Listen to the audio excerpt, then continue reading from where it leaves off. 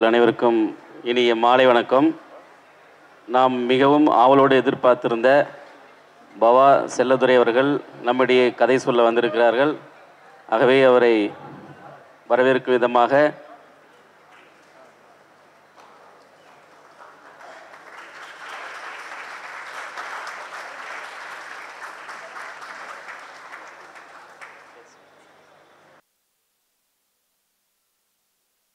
திரு பவா செல்லதுரை ஐயா அவர்களை நம்மிடையே கதை சொல்ல அழைக்கிறோம். நண்பர்களே, எல்லோருக்கும் என்னுடைய மாலை வணக்கம். நான் ரொம்ப பிஸியான ஆள் அப்படின்னு எல்லாருமே ஒரு பெரிய பொய்யை மறுபடியும் சொன்னாங்க. நான் சத்தியமாக பிஸியான ஆள்லாம் இல்லை. அதே மாதிரி நான் சினிமா சம்மந்தப்பட்ட ஆளே கிடையாது. துரதிர்ஷ்டவசமாக சில சினிமாவில் நடிச்சிட்டேன் நான். அவ்வளோதான். எனக்கும் நடிப்புக்கும் எனக்கும் சினிமாவுக்கும் அப்படிலாம் எந்த சம்மந்தமும் கிடையாது. வேணா நான் ஒரு ஆர்ட் சம்மந்தமான ஆளா அப்படின்னு கேட்டிங்கன்னா அதுவும் இல்லை. ஏன்னா நான் எனக்கு ஒரு சாக் பீஸ் கொடுத்தீங்கன்னா என்னால் ஒரு ஓவியம் கூட ஒரு ரவுண்டு கூட போட தெரியாது. எனக்கு ரொம்ப நெருங்கிய நண்பர்களில் ஒருத்தர் பல்லவன் என் கூடயே வருவார். இன்றைக்கி மட்டும் அவர் விட்டு வந்துட்டோம். அவர் தான் எனக்கு டிராயிங் டீச்சர். ஒருவேளை எனக்கு ஓவியமே வராததுக்கு அவர் ஒரு காரணமாக இருக்கலாம்னு இப்போ யோசித்து பார்க்குறேன். ஏன்னா அவர் வருஷத்துக்கு 2 நாள் தான் கிளாஸ்க்கு வருவார். ஒரு நாள் டிராயிங் நோட்டு விற்கிறதுக்காக வருவார். அப்புறம் அந்த நோட்டு விற்ற காசு வாங்குறதுக்காக வருவார். மற்றபடி எங்களுக்கு டிராயிங் போட்டு கற்றுக் கொடுத்ததே கிடையாது. அவரை நான் ஒரு நாள் கேட்டேன், ஓவியர் நீங்கள் கிளாஸில் எங்களுக்கெல்லாம் டிராயிங்கே சொல்லிக் கொடுக்க முடியுங்களேன்னு சொன்னேன். அவரை பற்றி சொன்னார், ஐயோ நான் கடலில் நீச்சல் அடிக்க வேண்டிய ஆள், என்னை போய் டிராயிங் மாஸ்டர் ஆகி டம்ளரில் தண்ணி ஊற்றி நீச்சல் அடிக்க வச்சுட்டாங்கன்னு. உண்மையிலே அந்த ஆள் கடலில் நீச்சல் அடிக்கிற ஆள் தான். அதை நான் கண்டுபிடிச்சேன். எப்படி கண்டுபிடிச்சேன்னா, முதல் இந்த ஆள் ஒரு சாதாரணமான ஆள் இல்லை. நீங்கள் எல்லாருமே இங்கே வந்திருக்கீங்க. பெரும்பாலும் இந்த தமிழ் லிட்ரேச்சரில் சேர்றவங்க, அப்புறம் நம்மளை மாதிரி நுண்கலைகளில் சேர்றவங்க, இவங்களை வீட்டில் எதுக்குமே இந்த பையன் உருப்பட மாட்டான்னு நினச்சிருவாங்க, அவங்களே தப்பாக. அப்புறம் பெரும்பாலும் இந்த பணக்காரர்கள் இருக்கிறாங்களே, அப்பர் மிடில் கிளாஸு, இன்னும் பணக்காரங்க, அவங்க அவங்க பிள்ளைங்களை எங்களாம் சேர்க்கவே மாட்டாங்க. இது ஏதோ நம்மளாம் ரொம்ப கீழே இருக்கிறவங்க. ஆனால் ஒரு ஆர்டிஸ்டுடைய வேல்யூ என்ன அப்படின்னு இவங்க யாருக்குமே தெரியாது. அந்த மாதிரி பல்லவன் ஏதாவது ஒரு கணத்தில் இவன் பெரிய ஆர்டிஸ்ட், இவன் சாதாரண ஆள் இல்லைன்னு மனுஷன் கண்டுபிடிச்சிடலாம். நான் எப்போ பல்லவனை கண்டுபிடிச்சேன்னா, எங்கள் ஊரில் ஹாலிவுட் டெய்லர்னு ஒரு பெரிய டெய்லர் இருந்தார். அந்த டெய்லர் அந்த டெய்லர் போர்டு ஒன்று வச்சுருப்பாங்க, ஹாலிவுட் டெய்லர்ஸ் அப்படின்னு. ஒரு வெள்ளைக்காரன் ஒரு சிகரெட் பிடிச்சிட்டு அப்படி நிற்கிற மாதிரி ஒரு போஸ் பல்லவன் வரைஞ்சிருந்தார். அதில் என்ன பிரமாதம்னா, அந்த கடைசி பப்பு இழுக்கிறதுக்கு முன்னாடி எனக்கு கொஞ்சம் முன் அனுபவம் உண்டு, இப்போ இல்லை. அந்த கொஞ்சோண்டு நுனியில் அந்த சாம்பல் ஒட்டின்னு இருக்கும், கொஞ்சம் கங்கு இருக்கும், கொஞ்சம் ரெட் கலரில் ஒரு கங்கு இருக்கும், மீதி சாம்பல் கீழே உதிர்ந்துருக்கும், கொஞ்சம் சாம்பல் அதுலேயே இருக்கும். இதை இந்த ஆள் கரெக்டாக வரைஞ்சிருந்தார். நான் ஸ்கூல் ஸ்டூடெண்ட்டு. நான் இந்த போர்டை வரைஞ்சவன் யாரா அப்படின்னு பார்த்து நான் இவரை தேடி போனேன். இவர் தேடி போனோடனே பார்த்தா எங்கள் ஸ்கூலுக்கு எதிரிலேயே பல்லவன் ஆர்ட்ஸ் அப்படின்னு ஒரு கடை இருந்துச்சு. நீங்கள் பெரும்பாலும் இந்த மாதிரியான ஆட்களை பார்த்தீங்கன்னா, சச்சிதானந்தன் ஒரு பெரிய போய்ட் சொல்கிறாரு, இவங்க எல்லாருமே யார் அப்படின்னா, இந்த சித்தபிரம பிடிச்சவங்கன்னு சொல்கிறல்ல, சித்தபிரம பிடிச்சவன ரொம்ப கரெக்டாக சொன்னா கொஞ்சம் லூஸு அல்லது பைத்தியம்னு சொல்கிறல்ல, அவங்களுக்கும் இந்த கலைஞர்களுக்கும் பெரிய வித்தியாசம் இல்லை அப்படின்னு சொல்லுவார். ஒரே ஒரு சின்ன கோடு தான். பல நேரங்களில் இந்த கோட்டை தாண்டி இவன் இந்த பக்கம் வந்துடுவான், பல நேரங்களில் கோட்டை தாண்டி கலைஞன் அந்த பக்கம் போயிடுவான். அந்த மாதிரி ஒரு ஆள் தான் இந்த பல்லவன் நான் கண்டுபிடிச்சேன். அவரை போல எங்கள் ஸ்கூலுக்கு முன்னாடியே கடை வச்சுக்கிறார், பல்லவன் ஆர்ட்ஸ்னு. இந்த லா இருக்குல்ல, பல்லவன் லாவை திருப்பி போட்டுக்கிறார். ஏன் திருப்பி போட்டீங்கன்னு நான் போய் கேட்டேன். அவர் சொன்ன, இப்போ நீ கேட்குறல்ல அதனால தான் திருப்பி போட்டேன்னு சொன்னார். இப்படி தான் எங்கள் நட்பு ஆரம்பிச்சிச்சு. அதுக்கப்புறம் பார்த்தா பயங்கர அதிசயங்கள், இது எல்லாமே நான் எழுதியிருக்கேன். பெரிய பெரிய அதிசயங்களாக நடந்துச்சு. என்னென்னா, ஒரு ஒயின் ஷாப்புக்கு சில்க் சுமிதாவினுடைய படத்தை வரைய சொல்லி இவருக்கு யாரோ ஒருத்தர் ஆர்டர் கொடுத்துக்கிறான். அப்புறம் பல்லவன் கிட்டத்தட்ட ஒரு 2 மாதம் அந்த சில்க் சுமிதாவுடைய படத்தை அவர் எப்படி வரைவார் அப்படிலாம் நான் என்னுடைய கட்டுரைகளில் எழுதியிருக்கேன். அதே மாதிரி உங்களுக்கு எல்லாருக்கும் நீங்கள் அது படிக்கிறதுனால பெயிண்டிங் ஸ்டூடெண்ட்ஸ்க்கு அது பெரும்பாலும் தெரிஞ்சிருக்கலாம். அவர் என்ன பண்ணுவார்னா, ஒரு சின்ன கிளாஸ், ஒரு கண்ணாடி எடுத்து அதுக்குள்ளே அந்த படத்தை வந்து டிராயிங் பண்ணிக்குவார். அவுட்டை வந்து டிராயிங் பண்ணி அதை நைட்டில் எல்லாரையும் அனுப்பிச்சிட்டு ரகசியமாக இந்த மாதிரி ஒரு ஸ்டூலில் வந்து ஒரு கண்ணாடியை வச்சு அதுக்கு முன்னாடி டார்ச் லைட் அடிப்பார். இந்த படம் வந்து ரொம்ப பெருசாக சுவத்தில் போய் விழும். எவ்வளோ பெருசு விழுதோ அதை பேனர்லேயோ சுவத்துலேயோ ஸ்கெட்ச் பண்ணுவார். நல்ல ஒரு பெரிய பென்சில் எடுத்து அல்லது கறி துண்டு எடுத்து அது மாதிரி ஏதாவது ஒரு மெட்டீரியல் எடுத்து பெருசாக ஸ்கெட்ச் பண்ணுவார். அடுத்த நாள் காலையிலேருந்து அந்த ஸ்கெட்சை வந்து ஓவியமாக மாற்றுவார். அப்படியே ஒரு 2 மாசத்துல பார்த்தா நீங்கள் நம்ப மாட்டீங்க, அந்த சில்க் சுமிதா படத்தை பார்த்துட்டு சுமிதா ஏஞ்சுவான்னா அந்த பொண்ணு ஏஞ்சி வந்துடும். அந்த மாதிரி வரைஞ்சிட்டாரு. வரைஞ்சிட்டா அதிர்ஷ்டவசமா அல்லது துரதிர்ஷ்டவசமா இந்த ஆர்டர் கொடுத்தான்ல அவன் இந்த போர்டை வாங்காத போயிட்டான். எங்கள் ஊருக்கே அது பெரிய பெனிஃபிட் ஆயிடுச்சு. ஏன்னா அவன் பாண்டிச்சேரி பார்டருக்கு வாங்கி போகிறதுக்காக இதை கொடுத்துட்டான். அவன் வந்து ஏதோ ஒரு கேஸில் மாட்டிக்கினான். அதனால் மறுபடியும் அந்த போர்டை வாங்கலை. உடனே பல்லவன் வந்து என்ன பண்ணார்னா, அவர் ஆர்ட்ஸுக்கு பக்கத்தில் அந்த போர்டு எடுத்து வச்சுட்டு, பெரிய போர்டு கிட்டத்தட்ட 30 அடி அகலம் 14 அடி உயரம், அவ்வளோ பெரிய போர்டு அது பக்கத்தில் எடுத்து வச்சுட்டாங்க. வச்சுட்டு நான் பல தடவை பார்த்துக்கிறேன். ஸ்கூல் ஸ்டூடெண்ட்டு நான். அந்த ஸ்கூல் முடிஞ்சு போகும்போது பார்ப்பேன், டாஸ்மார்க்கில் எவனா தண்ணி வச்சுட்டு போய் சில்க்குக்கு வந்து டிஃபன்லாம் வாங்கி போய் கொடுப்பாங்க. அந்த படத்துக்கு போய் டிஃபன்லாம் கொடுத்து பேசுவான். அது கூட வந்து நான் இவ்வளோ அழகாக இருக்கிறேன், ஒரு நாள் எங்கள் வீட்டுக்கு வந்து தான் போயேன்.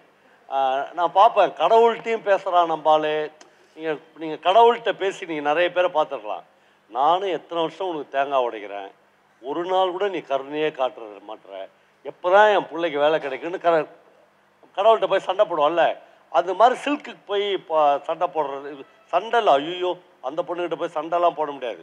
கொஞ்சம் அவன் வாழ்க்கையினுடைய எல்லா துக்கத்தையும் அந்த படத்துக்கு முன்னாடி இறக்கி வைக்கிறான். அப்போ தான் எனக்கு தெரிஞ்சு ஒரு ஓவியம்ன்றது இவ்வளோ பெரிய விஷயம். அது வந்து சாதாரண விஷயம். அப்புறம் என்ன ஆயிடுச்சுன்னா, பல்லவன் ஆர்ட்ஸ்ன்றது மறைஞ்சி சில்க் சுமிதா சந்து அப்படின்னு பேர் வந்துடுச்சு அதுக்கு. அப்போ எல்லாருமே அப்படி தான் சொல்லுவாங்க, நீ எங்கேருந்துரா வரேன்னா, சில்க் சுமிதா சந்துலேருந்து வரேன் சார். கிட்டத்தட்ட ஒரு 2 வருஷம் அந்த போர்டு அங்கேயே இருந்துச்சு. அப்புறம் நான்லாம் கலைக்கு ரொம்ப இதுவாகி டெய்லி பல்லவனை போய் பார்க்க ஆரம்பிப்பேன். ஸ்கூல் முடிஞ்சு பார்க்க ஆரம்பிப்பேன். அவர் வரையிறது எங்கேருந்து ஆரம்பிக்கிறாரு அப்படின்னு. எனக்கும் அவருக்கும் பயங்கரமான சண்டை வரும். அது என்ன சண்டைன்னா, இப்போ வில்வன் சார் மாதிரி ஆட்களுக்கு வந்து அது கரெக்டாக புரியும். நான் என்ன சொல்லுவேன், ஒரு கட்டத்தில் நீ வரைகிறது எதுவுமே டிராயிங் கிடையாதுன்னுவேன். ஏன் அப்படின்னா, நீ வந்து பேனர் ஆர்டிஸ்ட்டு, நீ ஒரு படத்தில் இருக்கிறத அப்படியே காப்பி பண்ணுறீங்க, அதுக்கு உயிர் கொடுக்குறீங்க. ஒரு ஆர்டிஸ்ட்ன்றவன் அவனே கிரியேட்டிவாக வரையணும், வேறு அவன் தான் பேசப்படுவான். இப்போ வான்கோவிலேருந்து நிறைய பேரை நான் வந்து அவருக்கு ரெஃபர் பண்ணுவேன். டாலி படங்கள்லாம் எடுத்துன்னு போயெல்லாம் இவங்களாம் வந்து ஒரிஜினலாக வரைஞ்சிக்கிறான். இப்போ நீ செத்துட்டுனா இது பல்லவன் வரைஞ்ச படம் அப்படின்னு ஒரு படம் கூட கிடையாது. இதெல்லாம் நீ ஒரு படத்தை காப்பி பண்ணிக்கிற அப்படின்னு. ஒரு தடவை ஒரு பெரிய பேனர் அவரை வரையும் போது இந்த சண்டை வருது எனக்கு அவருக்கும். எப்பயுமே ஒரு கலைஞனை நீ கலைஞன் இல்லை அப்படின்னு நீங்கள் சொல்லிட்டீங்கன்னா அவன் செத்துருவான். அதுக்கு பதில் நீங்கள் கொஞ்சம் விஷம் கொடுத்துடலாம் அவனுக்கு. அவன் வந்து அதை நம்பி தான் வாழ்க்கை, அவனுடைய அடித்தளம் இருக்குல்ல, அதுவே அதை நம்பி தான் அமைக்கப்பட்டிருக்கு. நீ அதில் போய் கை வச்சுட்டேன்னு வச்சு, அதில் போய் நீங்கள் ஆசிட் ஊற்றுறீங்கன்னு அர்த்தம். நான் அது மாதிரி, நீ ஆர்டிஸ்ட் கிடையாது, கலைஞன்றோம் வேற, அவன் வந்து ஒரிஜினலாக ஒரு படத்தை உருவாக்குவான்னு நான் சொல்கிறேன். பயங்கர கோவம் வந்து அவர் என்ன பண்ணார், 5 லிட்டர் பெயிண்ட் வாங்கி வச்சுருந்தார் அந்த பேனர் வரைகிறதுக்கு. அந்த பெயிண்ட்டை ஃபுல்லாக எடுத்து அந்த பேனர் மேலே ஊற்றிட்டார். அப்படியே பக்கெட்டோட ஊற்றிட்டு, இதான் மாடர்ன் ஆர்ட்டு, இதில் ஒழுகுது இல்லை, இது எப்படி வேணாலும் நம்ம அமைச்சுக்கலாம்னு சொல்லிட்டு போயிட்டார். எனக்கு அவருக்கும் பயங்கர சண்டை வந்துச்சு. அப்புறம் நான் வீட்டுக்கு போய் ரொம்ப ஃபீல் பண்ணி, ஒரு ஆளை நம்ம இப்படிலாம் கஷ்டப்படுத்தி இருக்கக்கூடாது அப்படின்னு. அதுக்கப்புறம் இன்னமும் திருவண்ணாமலை நாம் எல்லாம் நினச்சின்னு இருக்கிறோம், திருவண்ணாமலைன்ற ஒரு ஊர் வந்து அண்ணாமலையார் கோயில், கிரிவலம், ரமணாஸ்வரமம், அப்படி ஒரு 2-3 விஷயங்கள் தான் இருக்குதுன்னு நினச்சிருக்கிறோம். சத்தியமாக இல்லை, அதெல்லாம் இருக்குது. நான் அதை விட மிகப்பெரிய அடையாளங்கள் திருவண்ணாமலைக்கு இருக்குது. திருவண்ணாமலையில் நான் படித்த டேனிஷ் மிஷன் ஹையர் செகண்டரி ஸ்கூலில் ஒரு ரெட் பில்டிங் இருக்குது. அந்த சிகப்பு கட்டடத்தினுடைய அழகு இருக்குல்ல, தமிழ்நாட்டில் நான் எந்த சிகப்பு கட்டடத்தையும் அவ்வளோ அழகோடு பார்த்ததில்லை. அது வந்து அந்த படிக்கட்டு முழுக்க வுட்டில் அமைச்சிருப்பாங்க, தேக்கு வுட்ல, எல்லாமே வெள்ளைக்காரங்க அமைச்சது. அந்த வுட்ல இருந்து ஒரு காலடி சத்தம் கேட்டுச்சுன்னா, நான் கீழே ஸ்டூடெண்ட்டு, அந்த வுட்ல யாராவது நடந்து வருவாங்கல்ல, அந்த சத்தத்தை நான் கேட்டேன்னா நான் வந்து இப்போ நடந்து வர்றது ஹெட் மாஸ்டர் அப்படின்னு எனக்கு தெரியும். ஏன்னா ஹெட் மாஸ்டர் போடுற ஷூ சத்தம் எப்படி இருக்கும் அப்படின்னு எனக்கு கரெக்டாக தெரியும். இப்போ நடந்து வர்றது லேடி டீச்சர், அதிலும் குறிப்பாக பிரேமா டீச்சர் அப்படின்னு எனக்கு தெரியும். அந்த அந்த அந்த அந்த அந்த சத்தத்தை வச்சு கண்டுபிடிச்சிடுவேன். அப்போ நான் ஒரு பொண்ணை சின்சியராக லவ் பண்ணியிருந்தேன், அந்த பொண்ணு எங்கே வருது அப்படின்னு எனக்கு தெரிஞ்சு வெளியே போய் நின்றுவேன். இவ்வளவு ஷார்ப்பாக ஒரு மர படிக்கட்டு எனக்கு அதனுடைய அசைவுகளில் அதை வந்து கடத்தும். நாம் எல்லா அடையாளங்கள்லையும் எழுதுனே வரும். எனக்கு வந்தோடனே இந்த ஃப்ராக்ஷன் ஆஃப் த செகண்டில் எனக்கு சந்தோஷமாக இருந்தது என்னன்னா, இந்த இரும்பு சேர், இந்த தம்பி உட்காந்துக்கிறாப்புல, எல்லார் வீட்லேயும் 2 சேர் இருக்கும் ஒரு பீரியடில். அந்த சேர்லாம் தூக்கி நம்ம பரனில் போட்டோம், காயலாங்கடையில் போட்டோம், எல்லாமே பிளாஸ்டிக் சேர்ஸ் வந்து நம்மக்கிட்ட அடைச்சிடுச்சு. நமக்குன்னு ஒரு அடையாளங்களே இல்லாமல் கொஞ்சம் கொஞ்சம் கொஞ்சம் கொஞ்சமாக எல்லாத்தையும் தொடச்சினே வந்துட்டாங்க. நான் ஏன் எனக்கு வந்து ஆர்ட்டு ஆன ஆளே நான் கிடையாதுன்னு சொல்கிறேன்னா, நானே என் ஒய்ஃபு என் பசங்க 2 பேரை வந்து பாரிஸ் போனோம். பாரிஸுக்கு போனோடனே 2 விஷயங்களை என்னால் வாழ்க்கையில் மறக்கவே முடியாது. அந்த லூமியர் மியூசியம், அதுக்கு வந்து குறைஞ்சபட்சம் 10 நாள் வேணும். நம்ம போய் பாரிஸில் தங்கி பிச்சை எடுக்கலாம். பாரிஸ் தெருக்களில் பிச்சை எடுத்து யார்கிட்டயா கொஞ்சம் காசு கேட்டு யூரோ வாங்கி தெருவில் குளிரில் படுத்து நின்றுட்டு, ரயில்வே ஸ்டேஷனில் படுத்து நின்றுட்டு, அடுத்த நாள் காலையில் அந்த மியூசியம் எப்போ திறக்கிறாங்க அப்படின்னு பார்த்து உள்ளே போய் பார்க்கலாம். ஒரு நாளும் போய் இது எக்ஸிபிஷன்னா நம்ம அப்படியே சுற்றிட்டு வர்றது கிடையாது. நான் அங்கே தான் அந்த மோனோலிசாவுடைய பெயிண்டிங் பார்த்தேன். அது ரொம்ப சின்ன பெயிண்டிங், இந்த சைஸ் தான் இருக்குது. அந்த பெயிண்டிங்கே வந்து ரொம்ப பிரம்மாண்டமான பெயிண்டிங்லாம் இல்லை. ஆனால் பிரம்மாண்டமான பெயிண்டிங்ஸ் வந்து கிட்டத்தட்ட 100கணக்கில் நான் அந்த மியூசியத்தில் பார்த்தேன். மோனோலிசாவுடைய பெயிண்டிங் வந்து ஒரு சின்ன பெயிண்டிங் தான். ஆனால் நமக்கு வந்து நிறைய விஷயங்களை பொது புத்தியில் ஏற்றி வச்சுருவாங்க. அதனால நான் அங்கே பார்க்குறேன், வெள்ளைக்காரன்லேருந்து தமிழாள்லேருந்து இந்தியாக்காரன்லேருந்து எல்லாருமே போய் மோனோலிசா பெயிண்டிங்க்கு முன்னாடி நின்று தான் ஃபோட்டோ எடுத்துக்கிறான். மற்ற அந்த பெரிய அதை விட பிரம்மாண்டமான பெயிண்டிங்ஸ்லாம் அதுக்குள்ளே இருக்குது. அப்புறம் நிறைய கதைகள் அதுக்குள்ளே இருக்குது. அப்புறம் ஒரு 3 நாள் 4 நாள் பொறுத்து என்னுடைய ஷெட்யூல்லே இல்லாத என் பையனும் என் பொண்ணும் ஏதோ ஒரு கிராமத்தை சொல்லி அங்கே போகணுப்பான்னு கேட்குறாங்க. அப்போ நான் கேட்குறேன், நாம ஏன் அங்கே போகணும் அப்படின்னா, அவங்க வந்து நான் ஏதாவது சொல்லணும்னு மறைக்கிறாங்களான்னு தெரில, இல்லை போகணும் அப்படின்னாங்க. நாங்கள் போனோம். அங்கே நாங்கள் தங்கியிருந்த இடத்துலேருந்து ஒரு 1.5 மணி நேரம் ட்ராவலில் ஒரு கிராமத்தில் போய் இறங்குறோம். நான் இறங்கினோடனே ஃபஸ்ட்டு விஷயம் என்ன ரொம்ப அட்ராக்ட் பண்ண விஷயம், காரு பைக் எல்லாத்தையும் அவனுடைய அந்த ஊரினுடைய என்ட்ரன்ஸ்லேயே விட்டுடணும். ஒரு சின்ன கிராமம் அது, எல்லாத்தையும் விட்டுட்டோம். ஒரு போர்டு போட்டுக்கிறான். அந்த போர்டில் என்ன எழுதிக்கிறதுன்னா, புகழ்பெற்ற ஓவியன் வான்கா தன்னுடைய காலார நடந்த இடம் இது, நீ மட்டும் ஏன் காரில் போகிறோன்னு ஆசைப்படுறேன்னு போட்டுக்கிறான். ஒரு மாதிரி உடம்பு சிரித்துச்சு எனக்கு. அப்புறம் நாங்கள் எல்லாத்தையும் கார்லாம் விட்டுட்டு நடந்தே போகிறோம்.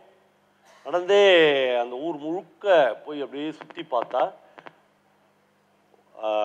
வான்காவனுடைய கல்லறைக்கு முன்னாடி போய் நிற்கிறோம்.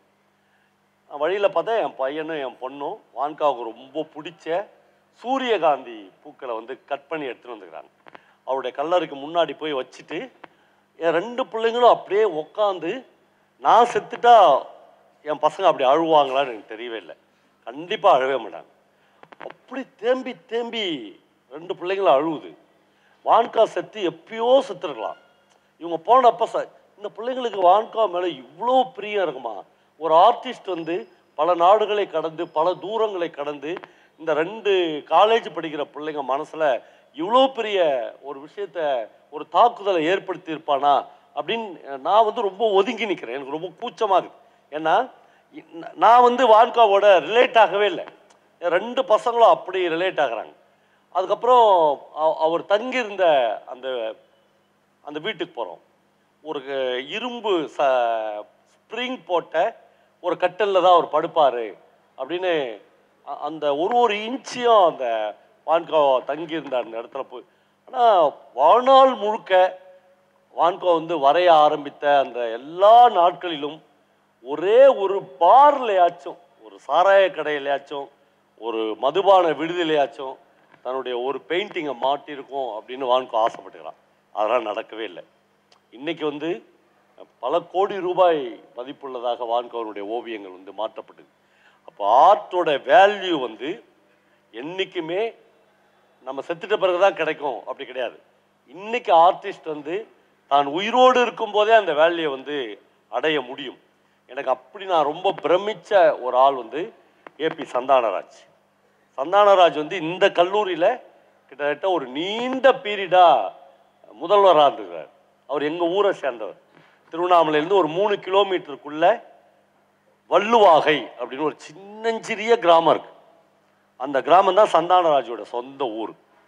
எங்கள் ஊரில் இருக்கிற அரசியல்வாதிகளுக்கு, எங்கள் ஊரில் இருக்கிற மந்திரிங்களுக்கு, எங்கள் ஊரில் இருக்கிற பிரபலமான ஆட்களுக்கு, இலக்கியம் நடத்துகிறவங்களுக்கு, இலக்கியவாதிகளுக்கு யாருக்குமே 90% சந்தானராஜ் என்ற மனுஷன் திருவண்ணாமலையை சேர்ந்தவன் தெரியவே தெரியாது. ஒரு நிலப்பரப்பு எப்போ பெருமிதம் அடையுதுன்னா அந்த நிலப்பரப்பிலிருந்து வந்த ஒரு மிகப்பெரிய கலைஞன் நூற்றாண்டை கடந்த யாரு அப்படின்னு சொன்னாதான் அது வந்து அந்த நிலப்பரப்பே பெருமிதம் அடையிற பீரியட்னு நினைக்கிறேன். தஞ்சாவூர் போகும்போது அந்த மண்ணில் அந்த அணக்கரையை தாண்டும் போது போய் இறங்கி நிற்பேன் நான். நின்று ஜானகிராமன் வாழ்ந்த ஊர் இது. ஜானகிராமன் இந்த அணக்கரையை பற்றி எழுதுகிறாரு. ஒரு வீட்டுக்கு முன்னாடி போய் நின்று இந்த வீட்டில் தான் யமுனான்றப்ப அந்த பொண்ணு வாழ்ந்திருக்கா. அதை வச்சு தான் ஜானகிராமன் வந்து மோகமுல்ன்ற கதை எழுதியிருக்காரு. இப்போ திருநெல்வேலியில் போய் தாமிரபரணி ஆத்தங்கரையில் நிற்கும் போதெல்லாம் புதுமைப்பித்தன் என்கிற ஒரு மகா பெரிய கலைஞன் இந்த ஊரில் தான் இருந்திருக்கான். இந்த தாமிரபரணி தண்ணி தான். அதுதான் ஒரு நிலப்பரப்பினுடைய பெருமிதம். அதுதான் ஒரு லேண்ட்ஸ்கேப்பினுடைய மிகப்பெரிய பெருமிதமாக நான் கருதுகிறேன். சந்தானராஜ் என்ற ஒரு ஆளே தெரியாது. ஏன்னா நாம் வந்து ஆர்ட்டுக்கு ஒப்பு கொடுத்தவர்கள் அல்ல. நாம் வந்து ஒரு ஆர்ட்டை நம்முடைய பெருமிதங்களில் ஒன்றாக மதிப்பவர்களாக இல்லை. ரொம்ப காலத்துக்கு பிறகு ஒரு வயசான காலத்தில் நான் வந்து ஒரு எலக்ட்ரிசிட்டி போர்டில் வேலை பார்த்துன்னு இருக்கும்போது ஒரு நாள் எதேச்சியாக நான் எங்கள் ஆஃபீஸுக்கு பின்னாடி போய் நின்று பார்த்தா சந்தானராஜ் என்கிற அந்த ஓவியனை நான் சாதாரணமாக எங்கள் ஆஃபீஸ்க்கு பின்னாடி பார்க்குறேன். சார் என்ன சார் இங்கே இருக்கீங்கன்னா இந்த இடத்துல ஒரு பிளாட் வாங்கியிருக்கேன், நான் ஒரு வீடு கட்டினுங்கிறேன்றார். அப்படி தான் ஒரு ரைட்டருக்கும் ஒரு ஓவியனுக்குமான ஒரு ஃப்ரெண்ட்ஷிப் ஆரம்பிக்குது. இன்னும் நான் பயங்கரமாக அவர் பேரில் இன்ஸ்பயர் ஆகி நான் வழக்கமாகவே ஆஃபீஸ் போக மாட்டேன். சுத்தமாக ஆஃபீஸ் போகிறத நிறுத்திட்டு ரெகுலராக போகிறது, ஆஃபீஸில் போய் ஒரு சைன் பண்ணிட்டு சந்தானராஜ் சாரை பார்க்க போவேன். நான் ஒரு நாள் போகும்போதும் ஒவ்வொரு அதிசயங்களே அந்த கலைஞனிடம் வந்து பெற்றுக்கொள்வேன். உதாரணத்துக்கு ஒரு நாள் நான் போகிறேன், அந்த வீடு கட்டுனுங்கிறார். ஒரு மேஸ்திரி லேட்டாக வரான். அவர் கேட்குறாரு, ஏன் சோமு லேட்டாக வர அப்படிங்க. 9 மணிக்கு வர வேண்டியவன் பஸ்ஸு கிடைக்கல ஐயான்றான். சோமாஸ்பாடியிலேருந்து வரேன், பஸ்ஸு கிடைக்கல, இப்போ தான் வர முடிஞ்சு. அவர் உள்ளே போய் ஒரு காவி லுங்கி தான் கட்டுவார் சந்தானராஜ். உள்ளே போய் ஒரு கார் சாவி எடுத்துகிட்டு வந்து அவங்ககிட்ட கொடுத்துட்டார். இந்த காரை வச்சுக்கோ, நாளைலேருந்து 9 மணிக்கோ. நீங்கள் கொடுப்பீங்களா? நான் கொடுப்பேனா? ஒரு லௌகீக மனம் உள்ள மனிதனால் ஒரு காரை போய் இவங்ககிட்ட கொடுக்குறோமே, அந்த கார் வந்து 10 லட்சம் ரூபா, அதுக்கு இஎம்ஐ வந்து நம்ம வந்து 18,000 ரூபாய் கட்டுறோம் என்று கணக்கு போடும். ஒரு கலைஞன் அப்படி கணக்கு போடவே மாட்டான். அதனால தான் ஒரு ஆர்டிஸ்ட் என்பவன் வந்து ஒரு பித்து மனநிலை கொண்டவன். அவன் இந்த கோட்டுக்கு வெளியும் போவான் உள்ளேயும் போவான் அப்படின்னு சொன்னது வந்து அதனால தான். நான் வந்து தமிழ் இலக்கியங்களில் நான் படித்த கதைகளை அப்படியே அடுக்கின்னு வந்தேன்னா ஒரு குறைந்தபட்சம் என்னால் ஒரு 30க்கும் மேற்பட்ட இந்த கலை மனம் கொண்டவர்களை பற்றியான கதைகளை உங்களோடு பகிர்ந்து கொள்ள முடியும். அது ரொம்ப முக்கியம். அவங்க வந்து டெக்ஸ்ட்லேயே அடங்க மாட்டாங்க, அவங்கள எழுதவே முடியாது. இப்போ நான் இங்கே வந்து பால்ராஜ் கன்னடி அப்படின்னு ஒரு ஃப்ரெண்டு வந்திருக்காரு. 30-40 வருஷத்துக்கு முன்னாடி தமிழ் லிட்ரேச்சரில் பால்ராஜ் கன்னடியை தெரியாத ஆட்களே இருக்க மாட்டாங்க. ஏன்னா அவர் வீடு அப்படின்னு ஒரு புஸ்தகம் போட்டார். அப்போது அந்த புஸ்தகத்தெல்லாம் பார்த்துட்டு நான்லாம் அவருக்கு பேரே பால்ராஜ் கன்னடி அப்படின்னு வச்சுருந்தேன். திடீர்னு அவர் காணாத போயிட்டார். அப்புறம் 30 வருஷம் பொறுத்து ஒரு ஃபோனில் அவர் என்னை கண்டுபிடிக்கிறார். ஏன்னா நான் எங்கேயோ ஒரு ரெஃபரன்ஸில் வீடுன்னு ஒரு புஸ்தகம் வந்துச்சு. அப்போது பால்ராஜ் கன்னடின்னு ஒருத்தர் அந்த புஸ்தகத்தை அவர் கல்யாணத்துக்கு வந்தவங்களுக்குலாம் கொடுத்தாரு. அப்படின்னா அவர் நீங்கள் எங்கே பால்ராஜ் இருந்தீங்கன்னா நான் வந்து பிசி ஸ்ரீராம்கிட்ட இருந்தேன், அப்புறம் பாக்யராஜ்கிட்ட இருந்தேன், அப்புறம் தூர்தர்ஷனில் கேமராமேனாக இருந்தேன் அப்படின்னு சொல்கிறார். அதெல்லாம் இல்லை. அவர் ரொம்ப சமீபத்தில் அமீர் அப்படின்னு ஒரு கதை எழுதிக்கிறார். இன்னைக்கு நான் இந்த ட்ராவலில் வரும்போது அந்த கதையை படித்தேன். இந்த அமீர் நம்ப ஆளாகிறானே அப்படின்னு எனக்கு ரொம்ப பிடிச்சிருச்சு. என்னன்னா, நீங்கள் பல கிராமங்கள்லேருந்து நிறைய பேர் வந்திருப்பீங்க, நகரங்கள்லேருந்து வந்திருப்பீங்க. நமக்கு சம்பந்தமே இல்லாத அமீர் மாதிரி ஒரு ஆள் வந்து நம்ம ஊரில் இருப்பான். இவர் அமீர்னு அவனை எழுதியிருக்காரா? வேலராமூர்த்தி ஹிட்லர் அப்படின்னு அவனை எழுதியிருக்காரு. ஹிட்லர்னே ஒரு கதை எழுதியிருக்காரு. இந்த அமீர், ஹிட்லரு, இன்னும் நான் நிறைய பேர் தெரியும் எனக்கு. இவங்கெல்லாம் யாரு அப்படின்னு கேட்டிங்கன்னா, நான் சொன்ன அந்த மனநிலை பிழன்றவங்களுக்கும் கலைஞனுக்கும் பெரிய வித்தியாசம் இல்லை. ரெண்டு பேரும் இப்படியும் இப்படியும் போயிடுவாங்களா, அவங்கள ஒரு ஆள் தான். இந்த அமீரை பற்றி அவர் என்ன சொல்கிறாருன்னா, அவன் எப்படிலாம் பேசுவான்னு சொல்கிறார். அவன் எங்கேருந்து வந்தான், அவன் முஸ்லீம் கிடையாது. நமக்கு ரொம்ப முக்கியம் அந்த கதையில் நான் தெரிஞ்சுக்கிட்டு என்னன்னா, அமீருக்கு அவங்க அப்பா அம்மா யாருன்னே தெரியாது. ரெண்டாவது, அவங்க அப்பா அம்மா அவனுக்கு அமீர்னு பேர் வைக்கவே இல்லை. அந்த ஊர்க்காரங்களாம் சேர்ந்து இந்த பேர் நல்லா இருக்குதுன்னு அவனை அமீர்னு கூப்பிட, அதுக்கு பின்னாடி ஒரு மதம் இருக்கும், அதுக்கு பின்னாடி ரிலீஜியஸில் இவ்வளோ பெரிய வன்மம் எதுவுமே தெரியாது. ஒரு பெயரால் அடையாளப்படுத்த முடியாத அளவுக்கு அமீர் இருக்கான். இப்போ இந்த அமீர் எப்படிப்பட்ட ஆள்னா, அவன் வயதை ஒத்த ஆட்கள் இருக்கிறாங்களா, அவங்க ஒருத்தருக்கு ஒருத்தர் சண்டை போட்டுன்னா அவனுக்கு பிடிக்காது. அவன் முதல்ல வந்து அந்த சண்டைக்குள்ளே நுழைஞ்சி ஒவ்வொருத்தரும் பிரித்து விடுவான். எல்லாரும் அவனுக்கு ஒற்றுமையாக இருக்கணும்.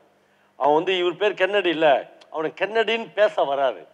ஏன்னா அவன் வந்து திக்கி திக்கி பேச கெண்டி கெண்டி கெண்டி அப்படின்னு ஒரு 10 தடவை சொல்லி பார்ப்பான். ஒவ்வொருத்தரையும் அவன் அப்படி தான் கூப்பிடுவான். அவனை வந்து எல்லாரும் ஈஸியாக வேலை வாங்கிடலாம். நீங்கள் இந்த மாதிரி ஆட்கள் இல்லைன்னு வச்சுங்களேன், கிராமங்கள் வந்து இவ்வளோ செழிப்பாக இருக்குமான்னு தெரியல. எனக்கு அப்படியே ரிலேட்டடாக நான் கன்னடிக்கிட்டே சொன்னேன். அமீர் மாதிரியே கருப்பசாமியின் ஐயா அப்படின்னு நான் தமிழ்ச்செல்வனோட ஒரு கதை படிச்சுக்கிறேன். அந்த கதையில் அந்த கருப்பசாமின்ற பையன் வந்து சின்ன பையன். அவனை எல்லாரும் என்ன சொல்லுவாங்கன்னா, உங்கள் அப்பன் ரொம்ப அருமையான ஆள், உங்கள் அம்மா தான் உங்கள் அப்பனை துரத்தி விட்டா, உங்கள் அப்பா வந்து என்ன வேலை சொன்னாலும் செய்வான். இந்த பையனுக்கு இவன் பிறந்ததுலேருந்தே அவங்க அப்பா பார்த்ததே இல்லை. இப்போ கதை எங்கேருந்து ஆரம்பிக்குதுன்னா, இந்த பையனுக்கு இப்போ 6-7 வயசு ஆயிடுச்சு. திடீர்னு காலையில் இவன் முழிச்சு பார்க்குறான், இவங்க அப்பான்னு ஒருத்தர் இவன் பக்கத்தில் படுத்துனுக்கிறார். நீங்கள் அந்த இன்சிடென்ட்டை யோசித்து பாருங்க. 6 வயசு வரல அப்பாவின் ஸ்பரிசமே இல்லாமல், அப்பாவை பார்த்தே இல்லாத ஒரு பையனுக்கு திடீர்னு ஒரு ராத்திரியில் வந்து இவர் தான் அவங்க அப்பா அப்படின்னு படுத்திருந்தா, காலையில் எழுந்திருக்கும் போது அந்த பையனுக்கு எப்படி இருக்கும்? இப்போ கருப்புசாமி, இந்த பையன் பேர் கருப்புசாமி, அவங்க அப்பா பேர் இசக்கிமுத்து. அவர் வந்து இந்த பையனுக்காக ஒரு டவுசர் வாங்கிட்டு வந்துக்கிறார், 2 டவுசர், ஒரு கூலிங் கிளாஸ் வாங்கிட்டு வந்துக்கிறார். 5 ரூபா அந்த கூலிங் கிளாஸ். இந்த கலராக இருக்குல்ல, ப்ளூ கலர் ரெட் கலரில், அதான் பையனுக்கு அப்பா வாங்கிட்டு வந்துக்கிற கிஃப்ட்டு. இவன் காலையில் அந்த டவுசரை போட்டுன்னு, புது டவுசரை போட்டுன்னு, அந்த கூலிங் கிளாஸை போட்டுன்னு வெளியே போகிறான். போனவுடனே அவனுக்கு தான் உண்மையிலே ரஜினிகாந்தா மாறிட்டோம் அப்படின்ற கெத்தோடு நடக்கிறான். அவன் மற்ற பசங்களை கண்டுக்கவே மாட்டான். பசங்களுக்கெல்லாம் அவன் பேரில் பயங்கர கோவம் வருது. நேற்று வரல நம்ம கூட தான் இருந்தான், என்னதான் இவங்க அப்பா வந்துட்டா கூட இவன் நம்மளாம் கண்டுக்கவே மாட்டானே அப்படின்னு இருக்கும். இப்போது இந்த கதை அப்படியே மெதுவாக நகர்ந்து போகுது. போய் 3ஆவது நாள் ஒய்ஃப் வந்து இசக்கிமுத்துக்கிட்ட கேட்குறா, ரொம்ப சந்தோஷம், ரொம்ப சந்தோஷம் கிடையாது, துயரம். இந்த பையன் ப்ரெக்னெண்ட்டாக இருக்கும்போது நீ என்னை விட்டுட்டு ஓடிட்ட, இப்போ தான் வந்துக்கிற, 6 வருஷம் 7 வருஷம் ஆச்சு, மொத்தமாக எவ்வளோ சம்பாரிச்சு எட்டுன்னு வந்துக்கிற அப்படின்னு கேட்பான். அவன் வந்து சொல்லுவான், நீ வந்த அன்றைக்கே கேட்பேன்னு நினச்சேன், 4 நாள் கேப் விட்டு கேட்குறேன், முதல் நாளே கேட்கக்கூடாதா அப்படின்னு போய் ட்ரங்கு பெட்டியை திறந்து டக்கு டக்குன்னு காசு எண்ணி 37 ரூபா 50 பைசா அப்படின்னு கொடுப்பான். அவன் பொண்டாட்டி வந்து என்னது அப்படின்னு கேட்பான். 37 6 வருஷமாக சம்பாரிச்சுதாயான்னு கேட்பா. ஆமான்னு சொல்லுவான். 6 வருஷமாக இவ்வளோதான் சம்பாரிச்சு எட்டுன்னு வந்துக்கிறேன் அந்த வீட்டுக்குன்னு கேட்பா. ஆமாம் ஆமா. அவளுக்கு ஒரு முகம் மாறும். இந்த முகம் மாறின உடனே இந்த இசக்கிமுத்து வந்து அவள் கையை பிடிச்சிக்குவான். பிடிச்சி சொல்லுவான், வெள்ளையம்மா தயவுசெய்து இந்த முகத்தோடு என்னை பார்க்காத, இப்படி ஒரு முகத்தை 6.5 வருஷத்துக்கு முன்னாடி பார்த்து தான் நான் ஓட்டேன், மறுபடியும் அந்த முகம் தான் வருது, அப்படி வந்துச்சுன்னா வெள்ளச்சாமி நாயக்கர் கிணத்துல விழுந்து நான் மறுபடியும் செத்துருவேன், எனக்கு எப்படி பிழைக்கிறதுன்னு தெரில. சரியா, அதெல்லாம் ரைட்டு, இத்தனை வருஷம் பொழிச்சு உழைச்சி இப்படிதான் எட்டு வந்தோடனே அவன் கையை காமிப்பான். கை காமிச்சோடனே அந்த கை எல்லாமே காப்பு காய்ச்சிரும். அவன் சொல்லுவான், நான் மூடையாக சுமந்தேன், எல்லா வேலையும் செஞ்சேன், ஆனால் ஏன் என்கிட்ட காசு இல்லைன்னு எனக்கு தெரியல வெள்ளையம்மா, நீ அந்த மாதிரி முறைக்காத, எனக்கு எதுவுமே தெரியல. எதுவுமே தெரியாதவன் தான் ஒரு மகத்தான கலைஞனாக இருக்க முடியும்.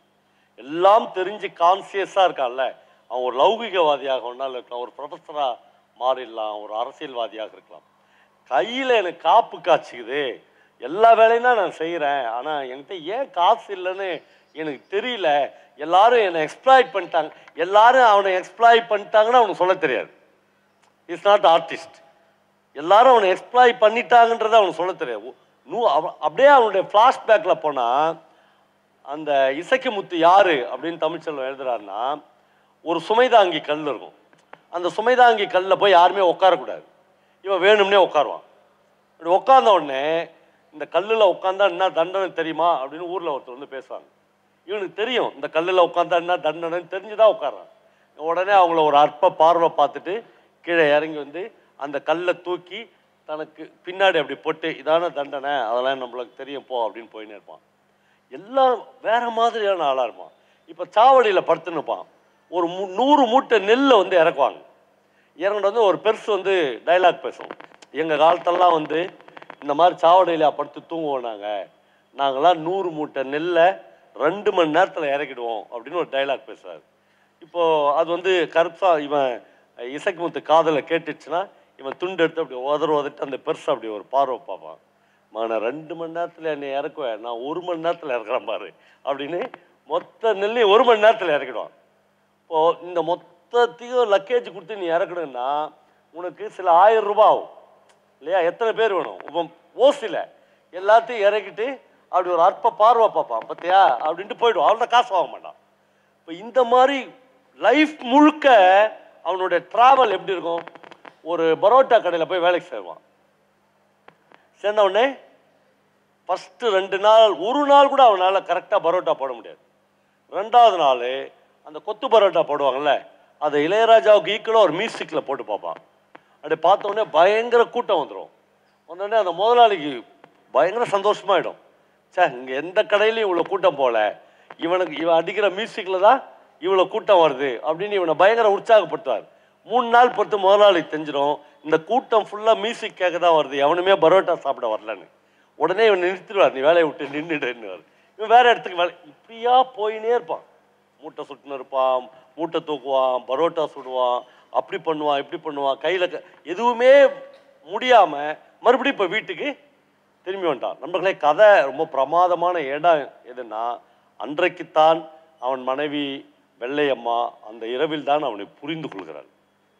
நம்ம புருஷன் is not a normal man, அவன் ஒரு கலைஞன், அவன் ஒரு ஆர்டிஸ்ட்.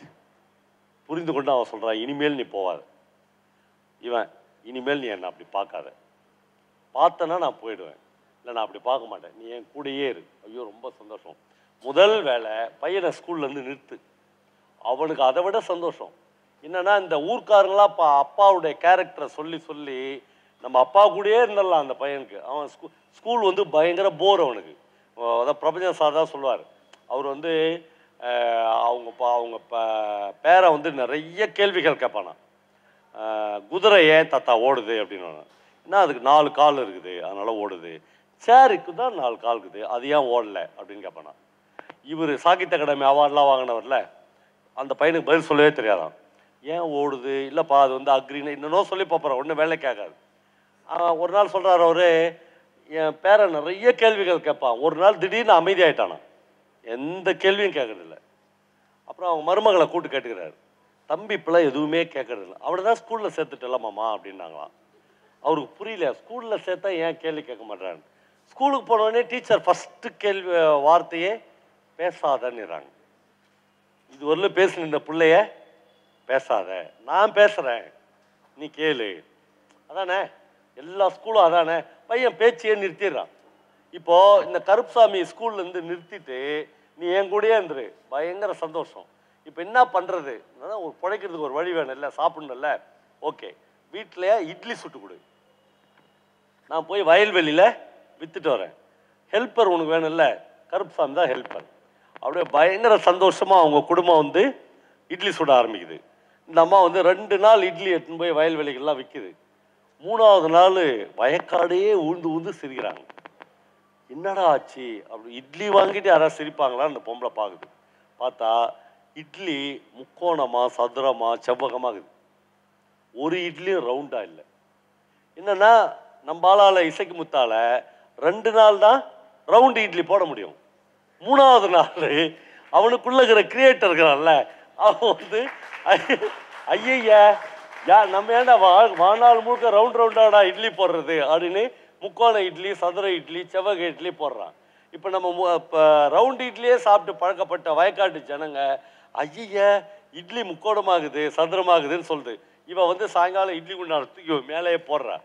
போட்டு ஏன் என் மானத்தை வாங்குறேன், இந்த மாதிரி ஏன் இட்லி சுடுற. அவன் வெள்ளையம்மா எதுவாக இருந்தாலும் அந்த முகத்தை காமிக்காத, அந்த முகத்தை காமிச்சுன்னா நான் வெள்ளச்சாமி நாடாக இருக்கேன் உள் செத்துருவேன். தயவு செய்து வேணாம், இனிமேல் நான் ரவுண்டாகவே இட்லி போடுறேன். கதையை தமிழ்ச்செல்வன் எங்கே முடிக்கிறார்னா, ஆனாலும் அது ரொம்ப முக்கியம், ஆனாலும் இன்றைக்கும் யாரும் இல்லாத சமயமாக பார்த்து அவர்கள் சுட்ட போண்டாவை அவர்களே கையில் எடுத்து இசைக்கு முத்துவும் கருப்பசாமியும் ஃபுட்பால் விளையாடி பார்ப்பதையும், அப்புறம் யாராவது அவர்கள் கடையில் டீ குடிக்க வந்தால் தங்கள் தாக சாந்திக்கு தேநீர் அருந்துகிறீர்களா என்று சுத்த தமிழில் பேசி பார்ப்பதையும் சாகிற வரையில் அவர்களிடமிருந்து போகவே இல்லை. அதான் ஒரு ஆர்டிஸ்ட் இல்லையா? இப்போ அமீர், அப்படியே நான் அமீருக்கு வரேன். கிட்டத்தட்ட இந்த அமீர், நான் வந்து ஏழுமலைன்னு ஒருத்தனை பற்றி எழுதியிருக்கேன். அசோகமித்திரன் வந்து புலிக்கலைஞன் அப்படின்னு ஒரு கதை எழுதியிருக்காரு. நிறைய கதைகளில் நிறைய நான் கரடின்னு ஒரு கதை எழுதியிருக்கேன். அந்த கரடின்ற கதையில் ஒரு கலைஞன் வருவான். அவன் வந்து கரடி வேஷம் போடுறவன். அவன் வந்து உடம்பு முழுக்க பெட்ரோல் ஊற்றி வாயில் பெட்ரோல் வச்சு அதை வந்து தீபத்தை அப்படியே துப்புவான். துப்புனா அது வந்து அப்படியே ஃப்ளாஷ் ஆகி அப்படியே நெருப்பு பறக்கும். அதுக்குள்ளே நீந்தி அவன் வந்து அவனுடைய ஆர்ட்டை காமிப்பான். அவனுக்கு யாரோ ஒரு ஆடியன்ஸ் சைட்லேருந்து 50 ரூபா அவனுடைய பாக்கெட்டில் குத்தி விடுவாங்க. நண்பர்களே, அவனுக்கு அந்த 50 ரூபான்றது உங்களுக்கு எனக்கு சாதாரண விஷயம். ஆனால் அந்த கரடி வேஷம் போடுறவனுக்கு வந்து அது ரொம்ப பெரிய காசு. அது மிகப்பெரிய அங்கீகாரம் மட்டும் இல்லை, அவன் லைஃபுக்கே மிகப்பெரிய காசு. அந்த வெறும் 50 ரூபா. ஆனால் இவனுக்கு அடுத்தது ஒரு பர்ஃபார்மன்ஸ் நடக்கும். அந்த பர்ஃபார்மன்ஸில் தாங்கள் சேகர் அப்படின்னு ஒருத்தர் கர்ணன் வேஷம் போட்டு ஒன்றுமே இல்லை கர்ணனா நடந்து வருவான். அந்த நடந்து வர நடை இருக்குல்ல, அந்த நடையை பார்த்துட்டு இவன் இந்த 50 ரூபாயை தன்னுடைய குண்டூசி எடுத்துட்டு ஓடி போய் அவன் காலில் வைப்பான். ஒரு ஆர்டிஸ்ட்டு இன்னொரு ஆர்டிஸ்ட்டுக்கு முன்னாடி நான் ஒன்றுமே இல்லை, நீ தான் மிகப்பெரிய கலைஞன்னு அந்த ஒப்புவித்தல் இருக்குதுல்ல, அது வந்து உலகத்தில் கலைக்கு மட்டுமே கிடைத்த மகா பெரிய அங்கீகாரம், மற்ற எதுக்குமே கிடையாது. அல்ல, ஒவ்வொரு தருணங்களிலும் நாம் ஒரு ஆர்டிஸ்டாக வந்திருக்கோம், நாம் வந்து ஒரு கலைஞனாக இருக்கிறோம் என்பதற்காக பெருமிதங்களை நாம் வந்து சேர்த்து கொண்டே போகலாம். நீங்கள் உங்கள் வில்வன் சாட்டில் உங்கள் பிரின்ஸ்பல்ட்டெலாம் கேட்டு ஒரு நாள் திருவண்ணாமலை வரலாம், எல்லாருமே வரலாம், அல்லது பேட்சாக வரலாம். அங்கே வந்து காயத்ரி கேமியூஸ் அப்படின்னு ஒரு ஆர்டிஸ்ட் இருக்காங்க. அவங்க வந்து ஒரு ஸ்பெயின் நாட்டை சேர்ந்த ஒரு நீங்கள் கூகுளில் போய் அவங்களுடைய பெயிண்டிங்ஸ் பார்க்கலாம். 30 வருஷத்துக்கு முன்னாடி என்னுடைய சிநேகிதி அவங்க அப்பயே ஒரு மோனலோசாவின் ஓவியம் மாதிரி அவ்வளோ அழகாக இருப்பாங்க. ஒரு கேரளா போயிட்டா கல்யாணம் பண்ணிக்கினாங்க. திருவண்ணாமலை வந்து நான் தான் அவங்களுக்கு இடம்லாம் வாங்கி அவங்களுக்கு வீடெல்லாம் கட்டி கொடுத்தேன். காயத்ரியுடைய லைஃப் போய் நான் இப்போ பார்க்குறேன். அவங்க வந்து அமைதியாக வரைஞ்சினே இருக்காங்க, வேறு ஒன்றுமே இல்லை. அவங்களுக்கு வந்து இந்த பெயிண்டிங் விற்குதா விற்கலையா, நம்மளுக்கு சாப்பாடு இருக்குதா சாப்பாடு இல்லையா, எதை பற்றியும் எந்த அக்கறையுமே இல்லை. திடீர்னு கொஞ்ச நாளைக்கு முன்னாடி அந்த ஆனஸ் கரியா இறந்துட்டார், ஒரு வருஷத்துக்கு முன்னாடி. அவங்க வந்து என்கிட்ட நமக்குன்னு சில மரபுகள் இருக்குல்ல, ஒருத்தர் இறந்துட்டா சுடுகாட்டில் போய் எரி விட்டுருவோம். அதில் சுடுகாட்டில் போய் அவங்க என்னை பிடிச்சி என்கிட்ட என் கையை பிடிச்சி ஒரே ஒரு விஷயம் கேட்டாங்க, பாவா என் ஆனந்த் என் கூடயே இருக்கணும்னு கேட்டேன். அவ்வளோதான். நான் வந்து எல்லா மரபுகளையும் மீறி அவங்க இருக்கிற அந்த லேண்ட்லேயே ஆனந்தை புதைக்கிறதுக்கு அவங்களுக்கு பயங்கர சந்தோஷமாயிடுச்சு. ஆனந்த் பெட்டில் இருந்தார், அல்லது ஆனந்த் ஒரு படுக்கையில் இருந்தார். இன்றைக்கி ஆனந்த் இந்த பூமியில் என் கூட ஒரு 5 அடி ஆழத்தில் தான் இருக்கிறாரு அப்படின்ற நம்பிக்கையில் இன்னும் வரைஞ்சினே இருக்காங்க. ஒரு பெரிய கலைஞராக இருக்கிறதுல மிகப்பெரிய சந்தோஷம் அதுதான். இந்த லௌகீக வாழ்க்கைக்குள்ளேயே காயத்ரிலாம் வரவே இல்லை. இப்போ நான் அவங்கள பற்றி நிறைய கட்டுரை எழுதுகிறேன். அவங்க முதல் அவங்களுக்கு ஒரு ஸ்டுடியோ கட்டுறாங்க. நம்மளே நீங்கள் நம்பணும், நான் கூட்டின்னு போய் உங்களை காமிக்கிறேன். இன்றைக்கும் அந்த ஸ்டுடியோவுக்காக அவங்க வந்து இந்த மாதிரி ஒரு கட்டடத்தை கட்டவே மாட்டேன்ட்டாங்க கடைசி வரலும். நான் உங்ககிட்ட எவ்வளோ ஃபைட் பண்ண. அவங்க சொன்னாங்க இந்த பூமியின் நெஞ்சில் ஒரு கடப்பாறையை நான் போடவே மாட்டேன்ட்டான், காங்கிரீட் சுவர் கட்டவே மாட்டேன்ட்டான். வெறுமனே மூங்கிலால் வேயப்பட்ட ஒரு பெரிய ஹட்டு தான் அவங்களுடைய ஸ்டுடியோவே. ஆனால் நான் ஒரு தடவை டைரக்டர் மிஷ்கின் அவங்கள பார்க்குறதுக்கு கூட்டின்னு போனேன். மிஷ்கின் வந்து அவங்களுடைய ஓவியத்தில் எல்லாத்திலும் பயங்கர இன்ஸ்பயர் ஆகி 10 லட்ச ரூபா கொடுத்து அவங்களுக்கு ஒரு ஸ்டுடியோ கட்டி கொடுத்துருக்காரு. ரொம்ப வித்தியாசமான ஒரு ஸ்டுடியோ அவங்களுக்காக கட்டி கொடுத்துரு. அவங்களுக்கு எதுவுமே தேவையில்லை. இந்த ஓவியத்தில் இந்த உலகத்தில் காயத்ரி செத்து போகும்போது அவர்களுக்கு பட்டாம்பூச்சி மாதிரி தன்னுடைய காதலன் ஆனந்த் ஸ்கரியா அவனுடைய நினைவுகள் போதும். அவங்க வந்து ஸ்பெயின், ஸ்கரியா வந்து கொச்சின் ஒரு டூருக்காக வரும்போது அவங்க வந்து ஆனந்த் ஸ்கரியாவை பார்க்குறாங்க. அப்போ இவனை ரொம்ப பிடிக்குது அவங்களுக்கு. ஒரு ஜீசஸ் கிறிஸ்ட் மாதிரி ஒரு பெரிய தாடி, அப்படி ஒரு ஆளாக அவங்க இருக்கிறாங்க. உள் உணர்வுகளை ஊடுருவி போய் மனிதர்களை கேட்ச் பண்ணுறதுல எப்பயுமே கலைஞர்கள் வெற்றி அடைவார்கள். இது வந்து நம்ம பேரண்ட்ஸுக்கு தெரியாது லௌகீக வாழ்க்கையில். அதனால தான் பல டைவர்ஸ் கேஸு, பல டவுரி பிரச்சனை தெரியாது. அவனுக்கு உள்ள என்னங்குதுன்னு தெரியாது. அவன் ரொம்ப நீட்டாக இருப்பான், ரொம்ப அழகாக இருப்பான், ரொம்ப கோட் ஷூட் போட்டுன்னு இருப்பான். ஆனால் அவன் வந்து ஒரு பொண்ணை அப்படியே பெட்ரோல் ஊற்றி கொளுத்துற மனநிலை இருக்கும். இந்த மனசு என்னன்னு நம்முடைய பேரண்ட்ஸுக்கு தெரியாது. ஆனால் காயத்ரி கேமிஸ் என்கிற அந்த ஆர்டிஸ்டுக்கு ஆனந்த் ஸ்கரியா என்கிற அந்த மகாபிரிய கவிஞனுடைய உள்ள என்னங்குதுன்னு தெரியும். அவங்க போகிற போகில் ஆனந்தை கூப்பிட்டு சொல்கிறாங்க, ஆனந்த் நீ யாரும் இதுவரையில் லவ் பண்ணல? இல்லை, நான் தான் உன்னை கல்யாணம் பண்ணிக்குவேன். நான் எம்எஃப்ஏ படிக்கணும். நான் லண்டனில் போய் எம்எஃப்ஏ படிச்சுட்டு மறுபடியும் இந்தியாவுக்கு வருவேன். இந்தியாவுக்கு வந்து நான் உன்னை தான் கல்யாணம் பண்ணுவேன். அப்படியே நிகழ்ந்தது. நண்பர்களை, பெரும் கனவுகள் இல்லை, அந்த எந்த விதமான நம்முடைய பாசாங்கின்றி அந்த கனவை நோக்கி நாம் நடந்து போகிற போது, அதை நோக்கி முன்னேறுகிற போது இதெல்லாம் சாதாரணமாக நிகழும் என்பதற்கு என்னுடைய நண்பர்கள் ஸ்கரியாவும் காயத்ரி கேமிஸும் சாட்சி. அந்த அம்மா மறுபடியும் வந்து ஆனந்த் ஸ்கரியாவை கல்யாணம் பண்ணி இந்தியா முழுக்க அவங்க 2 பேரும் ஒரு டூர் கிடையாது, இந்தியா முழுக்க சுற்றி அலைந்தார்கள். இந்தியா முழுக்க ஹட்டு போட்டு வாழ்ந்தார்கள். நம்மள மாதிரி ஒரு இடத்துல ஒரு அப்பார்ட்மெண்ட் கட்டி அந்த அப்பார்ட்மெண்ட்டை கீழ் அப்பார்ட்மெண்ட்டை வாடகை கூட்டு மேல் அப்பார்ட்மெண்ட்டை ஸ்டுடியோவை மாற்றி அதெல்லாம் அவர்களுக்கு தெரியவே தெரியாது. ஒரு கலைஞனுடைய வாழ்க்கை எப்படி இருக்கும் என்பதற்கு ஸ்கரியாலாம் உதாரணம். நான் நிறைய பேரை உங்களுக்கு என்னுடைய வாழ்க்கையில் உதாரணமாக சொல்ல முடியும். நான் வந்து வல்சன் கூர்ம கொள்ளேரி என்கிற ஒரு ஸ்கல்ப்டரை பற்றி உங்களுக்கு சொல்ல வேண்டும் என்று கருதுகிறேன். உங்கள் பிரின்சிபல் வந்து ஒரு ஸ்கல்ப்டர், கண்டிப்பாக அவருக்கு வல்சனை தெரியும். ஏன்னா வல்சனுடைய அந்த சிற்பங்கள் ஜனாதிபதி மாளிகையில், பிரதமருடைய பங்களாவில், எல்லா இடத்திலும் வைக்கப்பட்டுள்ளது. ஒரு முறை வல்சனை நாங்கள் திருவண்ணாமலைக்கு கூட்டோம். அவர் வந்து எங்கள் வீட்டிலேயே தங்கிட்டு ஒரு 3 நாள் பொறுத்து என்கிட்ட சொல்கிறாரு, ஏதாவது ஒன்று பண்ணணும், ஒரு கலைஞன் சும்மா போக மாட்டான், இந்த வீட்டுக்கு ஏதாவது ஒன்று பண்ணணும். அவர் சொன்னார், இந்த பெரிய பானை இருக்குதுல்ல, தண்ணி வைக்கிற பானை, அது வந்து எனக்கு ஒரு 5 பானை வாங்கி கொடுங்கன்னு கேட்டார். அவன் வந்து ஒரு 5 பானைகள் போய் வாங்கிட்டு வந்து கொடுத்தாரு. அவர் வந்து என்ன பண்ணார், ஒரு ஆக்ஸா பிளேடு வச்சு அந்த பானையை 2ஆ அறுக்கிறார். அப்படியே மெதுவாக அறுத்துனே வர்றார், தண்ணி ஊற்றி அறுத்துனே வர்றார். மாடர்ன் டெக்னாலஜியும் ஒரு ஆர்டிஸ்டும் எப்படி இணையறார்கள் அல்லது எப்படி வேறுபடுகிறார்கள் நாங்கள் பார்த்தேன். அப்படியே கொஞ்சம் கொஞ்சமாக அந்த பானை அறுபடுது. நான் கேட்குறேன் வல்சன்ட்ட, இதை அறுத்து என்ன பண்ண போகிறீங்கன்னு. அவர் என்கிட்ட சொல்கிறாரு, இதை 2ஆ அறுத்து இப்படி சேர்த்து வச்சா என்ன ஆகும்? நான் பயங்கர ஒண்டர் ஆயிடுச்சு. எனக்கு ஒரு வீணை கிடைக்கும். நீங்கள் யோசிச்சு பாருங்க, ஒரு பெரிய பானை, அதை 2ஆ அறுக்குறீங்க, அறுத்துட்டு அந்த 2 இந்த சின்ன பாகங்குதுல்ல, அதை இப்படி வச்சு அந்த வீணை மாறுகிற பாகத்தை பின்னாடி வைக்க பாருங்க, ஒரு அழகான வீணை கிடைக்கும்.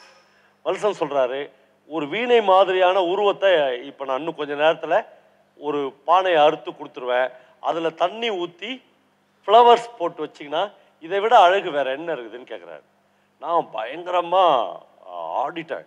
சரி, என்னடா ஒரு சாதாரண பானையை ஒரு கலைஞன் தொட்டு இப்படி மாத்துறானேன்னு இப்படி அறுத்துனே இருக்கிறான். எங்கள் வீட்டில் டைல்ஸ் போடுறதுக்கு ஒரு ஆள் வந்துக்கிறான். அவன் பயங்கர பிரில்லியண்ட்டான பையன், எனக்கு தெரிஞ்ச பையன். அவன் போய் வல்சன்ட்ட கேட்குறான், சாமி அப்படின்னா. அவர் உண்மையிலே சாமி தான் அவர். ஏன்னா அவன் பெரிய ஆர்டிஸ்ட்னு இவன் கண்டுபிடிச்சிட்டான். கண்டுபிடிச்சி சொல்கிறான், சாமி நீங்கள் தப்பாக நினைக்கலன்னா ஒன்று சொல்கிறேன் சாமி, நீங்கள் காலையிலேருந்து இதை அறுத்துனுக்கிறீங்க, இன்னுமே 3 சென்டிமீட்டர் கூட அறுக்கலை, கிட்டத்தட்ட இதை அறுக்கிறதுக்கு உங்களுக்கு 2 நாள் வேணும், நீங்கள் ஏன் இவ்வளோ கஷ்டப்படுறீங்கன்னு கேட்குறார். அவர் சொல்கிறாரு, இல்லை தம்பி இது வந்து ஆர்ட். இல்லை தம்பி நான் அதுக்குள்ளே வரல, ஆர்ட்டுக்குள்ளே நான் வரல, பானையை அறுக்கிறது மட்டும்தான் கேட்குறேன். பானையை அறுக்கிறதுக்கு நீங்கள் ஏன் ஆக்ஸா பிளேட் வச்சுன்னு இவ்வளோ கஷ்டப்படுறீங்க? அவர் கேட்குறாரு, இவனை நீ எப்படி அறுப்ப அப்படின்னு கேட்டார். நான் இது எல்லாத்தையுமே எழுதியிருக்கேன் என்னுடைய 19 DM சார்னொன்னிலிருந்துன்னு ஒரு புத்தகத்தில். அவன் என்ன பண்ணுறான், இந்த கட்டிங் மிஷினுக்குது இல்லை, டைல்ஸ்லாம் கட் பண்ணுவோம்ல, அதை எடுத்து சர்ன்னு 2 கோடு போட்டால் தனித்தனியாக எடுத்து வச்சுட்டான். அதே வீணை தான். அவர் நினைச்சதுல எதுவுமே தப்பா வரல. ஆனால் 3 நாள் இவர் செய்யணும்னு பிளான் பண்ண வேலையை தொழில்நுட்பத்தில் 3 நிமிஷத்தில் அவன் செஞ்சுட்டான். சர்றன்னு இப்படி ஒரு கோடு அப்படி ஒரு கோடு, பானை 2ஆ பொழுந்துச்சு, இவன் எடுத்து வச்சு இதான சாமி நீ கேட்டுக்கிறதுட்டான். இவர் இப்படி கன்னத்தில் கை வச்சுன்னு போய் தூரமாக உட்காந்துட்டார். உட்காந்து ஒரு மணி நேரம் எதுவுமே பேசலை, பேசாமல் உட்காந்து அதே பார்த்துருந்தார். உன் பேர் என்ன அப்படின்னு கேட்டார். உன் பேர் வாசுவோ ராமோ எனக்கு மறந்துடுச்சு. அவனை கூப்பிட்டு அணைச்சிக்கினார். இது எனக்கு தெரியல. என்ன ஒரு கலைஞன், இந்த தொழில்நுட்பத்துக்குள்ள நான் வரல, என்னுடைய உலகம் வேற. ஆனால் இதை இவ்வளோ சீக்கிரமா மொத்த 5 பானையுமே அவன் மொத்தமே இப்போ 20-25 நிமிஷத்தில் அறுத்து கடாச்சிட்டான்.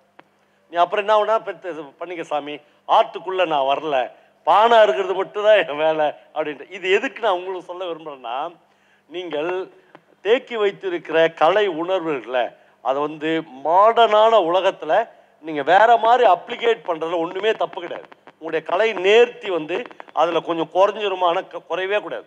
ரொம்ப குயிக்காக அது வந்து உங்களுக்கு வந்து எடுத்து கொடுக்கும். அப்புறம் அதில் ரொம்ப பிரமாதமான ஒரு இடம் இருக்குது. என்னென்னா, நான் அதையும் எழுதியிருக்கேன். எங்கள் வீட்டில் மூங்கில்களை பயன்படுத்தி அவர் ஒரு பிரமாதமான ஒரு ரூம் மாதிரி ஒன்று பண்ணார். ரொம்ப அழகாக பண்ணிக்கிட்டே இருந்தார். அப்போ அவர் கேட்டார், இந்த மூங்கில்ல வேலை செய்கிற ஆட்கள் இருக்கிறாங்களே, அந்த மாதிரி எனக்கு ஒரு ஹெல்ப்பர் வேணும்னு கேட்டார். கேட்டு அவர் ரொம்ப எஸ்பெஷலி அந்த ஹெல்ப்பர் ஒரு பெண்ணாக இருந்தால் இன்னும் நல்லா இருக்குன்னு சொன்னார். நான் ரொம்ப சந்தோஷப்பட்டு, இந்த மூங்கில் வேலை செய்கிறவங்க எல்லாமே குறவர்கள் கம்யூனிட்டிலேருந்து தான் வருவாங்க, அவங்களுக்கு தான் மூங்கில் வேலை தெரியும். நான் போய் சுற்றி அலைஞ்சி பைக் எடுத்துன்னு போய் எங்கள் ஊர்லேயே உள்ள ஒரு குறவை பொண்ணை கூட்டின்னு வந்துட்டேன். கூட்டின்னு வந்தோடனே அவர் பயங்கர சந்தோஷப்பட்டார். அந்த பொண்ணு, நீ என் கூட வந்து இந்த மூங்கில் வேலை பாரு அப்படின்னார். 2 நாள் மூங்கில் வேலை நடந்துச்சு. 3ஆவது நாள் அவர் சொன்னார், அவர் பேர் அஞ்சலை, இந்த மூங்கில் ஒர்க்கு ஆர்ட்டை விட அஞ்சலை பெரிய ஆர்ட் ஆகிறான்னு சொன்னார். ரொம்ப சந்தோஷம். நான் இவளை கூட்டிகிட்டு ஒரு மலை சுற்றிட்டு வரணுமா மட்டுமா அப்படின்னு கேட்டார். சொல்லிவிட்டு அந்த பொண்ணை பார்த்து கேட்டார், நீ என் கூட மலை சுற்ற வரையா அப்படின்னார். அந்த பொண்ணு சொல்லிச்சு சைக்கிளில். அந்த பொண்ணு சொல்லிச்சு, சாமி தப்பு பண்ண மாட்டேங்கன்னா நான் எங்கே ஒன்றா வரேன் அப்படின்ச்சு. நான் தப்பு பண்ண மாட்டாவா அப்படின்னு கூட்டின்னு போனார். கூட்டின்னு போனால் எங்கள் ஊரில் சிங்கத்தீர்த்தம்னு ஒரு குளம் இருக்குது. நீங்கள் வந்தீங்கன்னா அது எல்லாமே நான் காமிப்பேன். அந்த சிங்கத்தீர்த்தம் என்னன்னா, ஒரு சிங்கத்தினுடைய வாய் திறந்திருக்கும், அதுக்குள்ளே ஒரு குளம் இருக்கும். நீங்கள் அந்த வாய் வழியாக தான் என்ட்ரன்ஸ். என்னென்னா, நம்ம ஆட்கள் வந்து நம்ம கவர்மெண்ட் வந்து அல்லது நம்ம ஆட்கள் வந்து சுண்ணாமடிச்சிட்டான். அதுக்கு அவ்வளோ அற்புதமான ஒரு ஸ்கல்ப்சரை வெறுமனே சுண்ணாமடிப்பான். அந்த ஏதோ ஒரு படத்தில் வடிவேல் சொல்லுவாள்ல, நான் கூட அந்த அலாரத்தை உடச்சிடுவாங்கள்ல கடிகாரத்தை, நான் கூட புதுசோன்னு நினச்சிட்டேன், இது பழசுன்னு தெரியாது. அந்த மாதிரி பல நூற்றாண்டுகளாய் அந்த சிங்கத்தினுடைய வாயில் போய் உட்கார வேண்டிய அந்த குளத்துக்கு வந்து சுண்ணாம்பு அடிச்சிட்டாங்க. இவர் போய் வல்சன் கூர்மை கொள்ளேறி அதுக்கு முன்னாடி நின்று அப்படியே கண்ணீர் விட்டு அழுத காட்சியை நான் பார்த்தேன். ஒரு ஆர்ட்டு தன் கண்ணெதிரே, ஒரு ஆர்டிஸ்ட் கண்ணெதிரிலேயே ஆட்சியாளர்களாய் அல்லது பணம் வச்சுக்கிறவங்களா அல்லது அதிகாரத்தில் இருப்பவர்களால் ஒரு சுண்ணாம்படித்து மறைக்கப்படுவதை எந்த கலைஞனும் ஒத்துக்கொள்ளவே மாட்டான். நம்ம இந்த பால்ராஜ் கண்ணனுடைய அந்த அமீர் கதையை நான் அங்கே விட்டல, அது என்னன்னா, அவன் வந்து எல்லாரும் நல்லா இருக்கணும்னு நினைப்பான், எல்லா வீடுகளுக்கும் வேலை செஞ்சு கொடுப்பான், எல்லாருமே அவனுக்கு. இப்போ அவன் ஒரு வீட்டில் 3 நாள் வேலை செய்கிறான்னு வச்சுங்களேன், நடுவில் நீங்கள் போய் அவனை வேலைக்கு கூப்பிட்டீங்கன்னா உங்களை கையை பிடிச்சிட்டுன்னு போய் நீங்கள் அவன் எந்த வீட்டில் வேலை செய்கிறானோ அவங்கக்கிட்ட விடுவான். அவங்கக்கிட்ட பேசுன்னு அர்த்தம். இவன் வந்து நான் 2 நாள் அமீரை வேலைக்கு கூட்டின்னு போகிறேன் அப்படின்னீங்கன்னா, என் வேலையை முடிச்சுட்டோன்னா கூட்டின்னு போங்கன்னு சொல்லுவாங்க சில பேர். சில பேர் இப்பயே கூட்டின்னு போங்க, இப்பயே கூட்டின்னு போங்கன்னு சொல்லிட்டா கான்சியஸாக அவன் போய் அந்த வேலையை முடிச்சுட்டு மறுபடியும் இந்த வீட்டுக்கே வந்து கண்டினியூ பண்ணுவான். எவ்வளோ பெரிய கேரக்டர், எவ்வளோ பெரிய மனநிலை. அந்த மனநிலை தான் ஒரு கலைஞனுக்கான மனநிலை. அதை தான் அவர் பதிவு செஞ்சுட்டே வர. கதையில் பல்வேறு நுட்பங்கள் இருக்குது. நான் வரும்போது தான் படித்தேன். அந்த கதையினுடைய உச்சம் ஒரு இடத்துல நான் கண்டுபிடிச்சேன். அப்பேற்பட்ட அமீர், அவன் மனசில் கல்மிஷம் இல்லை, துரோகம் இல்லை, கசப்பு இல்லை, கீழ்மை இல்லை, எதுவுமே இல்லாமல் ஒரு முழு கலைஞனாக செயல்படுகிற அந்த அமீர் ஒரு நாள் இவங்க ஸ்கூலுடைய ட்ரில் மாஸ்டரை போட்டு புரட்டி எடுக்கிறான். அந்த ட்ரில் மாஸ்டர் இவனை அடிக்கிறாரு, இவன் அவனை அடிக்கிறான், நெஞ்சில் எட்டி உதைக்கிறான். வயல்வெளியில் 2 பேரும் கட்டி புரள்றாங்க. இவங்க எல்லாரும் போய் அவனை தடுக்கிறாங்க. இந்த இன்சிடென்ட் முடிந்து 40 வருடங்கள் ஆகிவிட்டது. ஏன் இவன் ட்ரில் மாஸ்டர் அடித்தான் அப்படின்னு யாருக்குமே தெரியாது.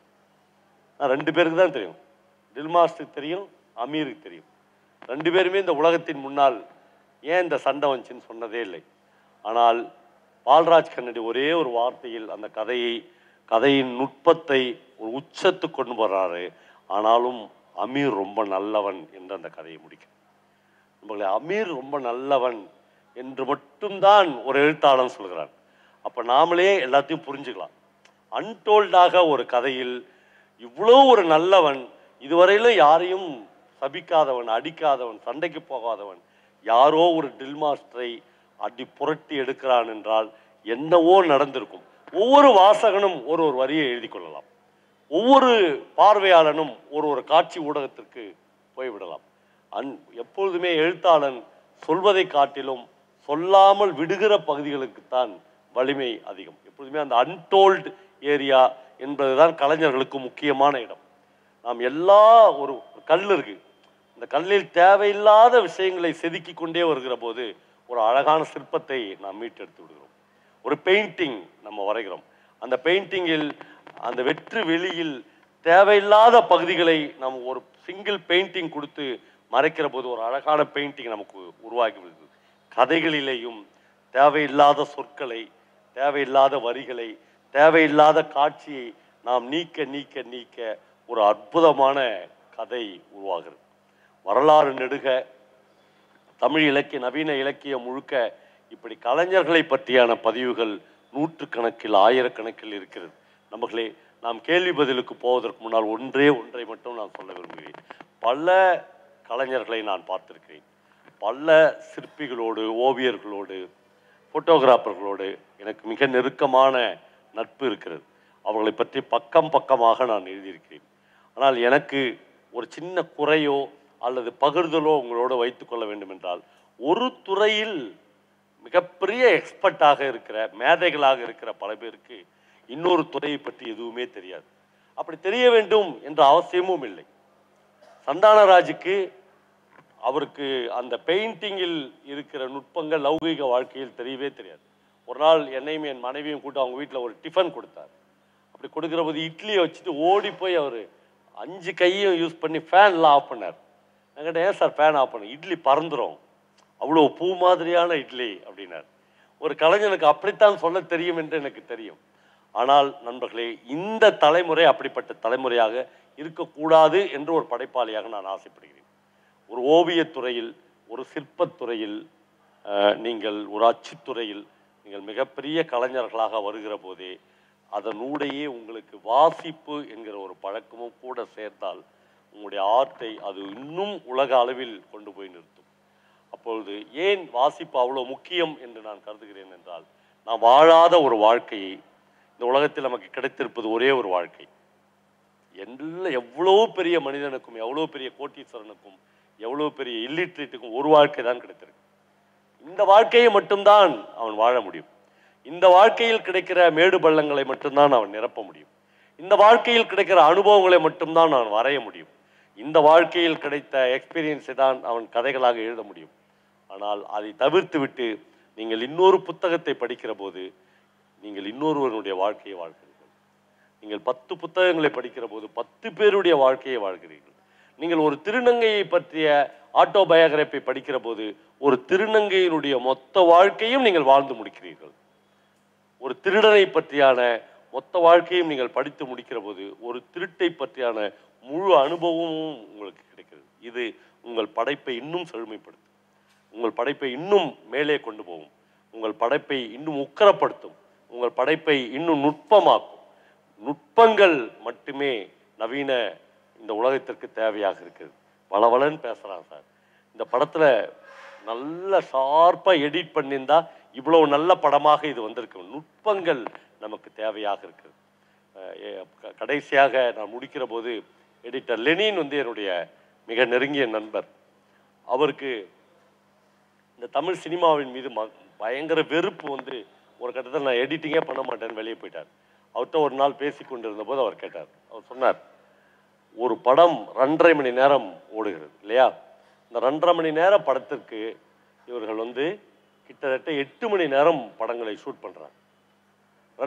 எடிட் பண்ணி முடிச்சா 2.5 மணி நேரம் தான் வருது. அப்போது எடிட் பண்ணி குப்பை அப்படின்னு தூக்கி போட்டது 3 படம். அப்போ இந்த படத்தை இவர்கள் 10 கோடியில் 2.5 மணி நேரத்தை படத்தை எடுத்திருந்தா அந்த 3 படமும் 30 கோடி படத்தை வந்து நான் கட் பண்ணி வெளியே போடுறேன். அப்போ அவர் என்ன கேட்குறாரு, எடுக்கும் போதே 2.5 மணி நேர படத்தை எவன் எடுக்கிறானோ அவன் தான் மிகப்பெரிய டைரக்டர் அப்படின்றார். எடிட்டர்னே ஒருத்தன் படத்துக்கு வேணான்றார். கரெக்டாக 10 கோடி ரூபாய் பட்ஜெட், கரெக்டாக 2.5 hours படம். உன்னுடைய அறிவின் மீது, உன்னுடைய தொழிலின் மீது, உன்னுடைய தொழில்நுட்பத்தின் மீது உனக்கு நம்பிக்கை இல்லாத போது வீணா ஒரு 3.5 மணி நேரம், 4 மணி நேரம், 5 மணி நேரம், 8 மணி நேரம், 10 மணி நேரம் படத்தை எடுக்கிறேன். அதை என்னால் பார்க்க முடியவில்லை, சகிக்க முடியவில்லை என்று சொல்கிறார்.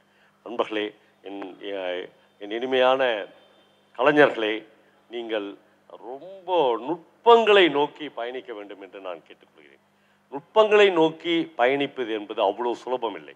அது ஒரு வகையில் கத்தியின் மேல் நடப்பது. எந்த இடத்திலும் உங்களுடைய காலை அது கிழிக்கலாம், எந்த இடத்திலும் அதிலிருந்து நீங்கள் கீழே விழலாம். ஆனால் ஒரு சர்க்கஸில் வித்தை காண்பிப்பவன் எல்லா லாவகங்களையும் அவனுடைய அனுபவங்களின் மூலமாக அவன் அடைந்திருப்பான். அவன் ஒருபோதும் பல்லாயிரக்கணக்கான பார்வையாளர்கள் முன்னால் கீழே விழவே மாட்டான். அவன் கீழே விழுந்து அடிபடவே மாட்டான். அந்த நுட்பங்களோடு உங்கள் கலை வாழ்வில் நீங்கள் நடக்க வேண்டும் என்று வாழ்த்தி விடைபெறுகிறேன். அடுத்தது நெகட்டிவ் கமெண்ட்ஸ் வந்துச்சுன்னா அதை நம்ம எப்படி எதிர்கொள்ளலாம் அப்படின்னு. இந்த உலகத்தில் நீங்கள் எவ்வளோ மகத்தான ஆர்டிஸ்ட்டுங்களே எடுத்து பார்த்தீங்கன்னா, சமீபத்தில் சுவிட்சர்லாந்து போயிருந்தப்போ சார்லி சாப்ளினுடைய வீட்டுக்கு போயிருந்தேன். சார்லி சாப்ளின்லாம் தன்னுடைய வாழ்நாளில் பட்ட அவமானங்கள் இருக்குதுல்ல, அது வந்து இப்போ நீங்கள் அவரை கல்லறையிலேருந்து எழுப்புனீங்கன்னா கூட அவர் வந்து கண்ணை மூடின்னு மறுபடியும் படுத்துக்குவாருன்னு தோணுச்சு எனக்கு. அவ்வளவு அவமானங்களை, அவ்வளவு இழிவுகளை, அவ்வளவு விமர்சனங்களை அவர் பெற்றிருக்கிறார். நாம் வந்து இது நம்மளது இல்லைன்னு போகலாம், ஆனால் அந்த விமர்சனங்கள் உண்மையிலேயே உங்களை செழுமைப்படுத்துவதற்கானது அப்படின்றத நீங்கள் ஈஸியாக கண்டுபிடிச்சிடலாம். அப்படிப்பட்ட விமர்சனங்களை கரெக்டாக உங்களுக்குள்ள உள்வாங்கி அதிலிருந்து நம்ம மீண்டு வரலாம். புறக்கணிக்க வேண்டியதை ரொம்ப கரெக்டாக புறக்கணிச்சுட்டு போகலாம். அதாவது ரைட்டர்ஸ் பற்றி சொல்லுவாங்க, எதை எழுத வேண்டும் என்பதை விட எதை எழுதக்கூடாது என்பதில் கான்சியஸாக இருக்கணும். எந்த விமர்சனங்களை எடுத்துக்கொள்ள வேண்டும், எந்த விமர்சனங்களை புறக்கணிக்க வேண்டும் என்பதை ஒரு கலைஞன் ரொம்ப ஈஸியாக அவன் வாழ்க்கை அனுபவங்களிலிருந்து பெற்றுக்கொள்வான் இருக்கிறது. எனக்கு மைண்டில் வந்து ஒரு 3-4 பேர் மறுபடியும் வராங்க. அது அன்கான்சியஸாக தான் நிகழ்து. ரொம்ப முக்கியமான கேள்வி அது. பிரபஞ்சன், ஜெயகாந்தன், ஜெயமோகன், இவங்க 3 பேர் கதையை ரொம்ப ரிப்பீட்டடாகவும் சொல்லியிருக்கேன், அதிகமாகவும் சொல்லியிருக்கேன். அதுக்கு பிரத்யேகமான காரணம் அப்படின்னா, ஏதோ ஒரு வகையில் இவங்க 3 பேர் எனக்கு உள்ளே இருக்காங்க.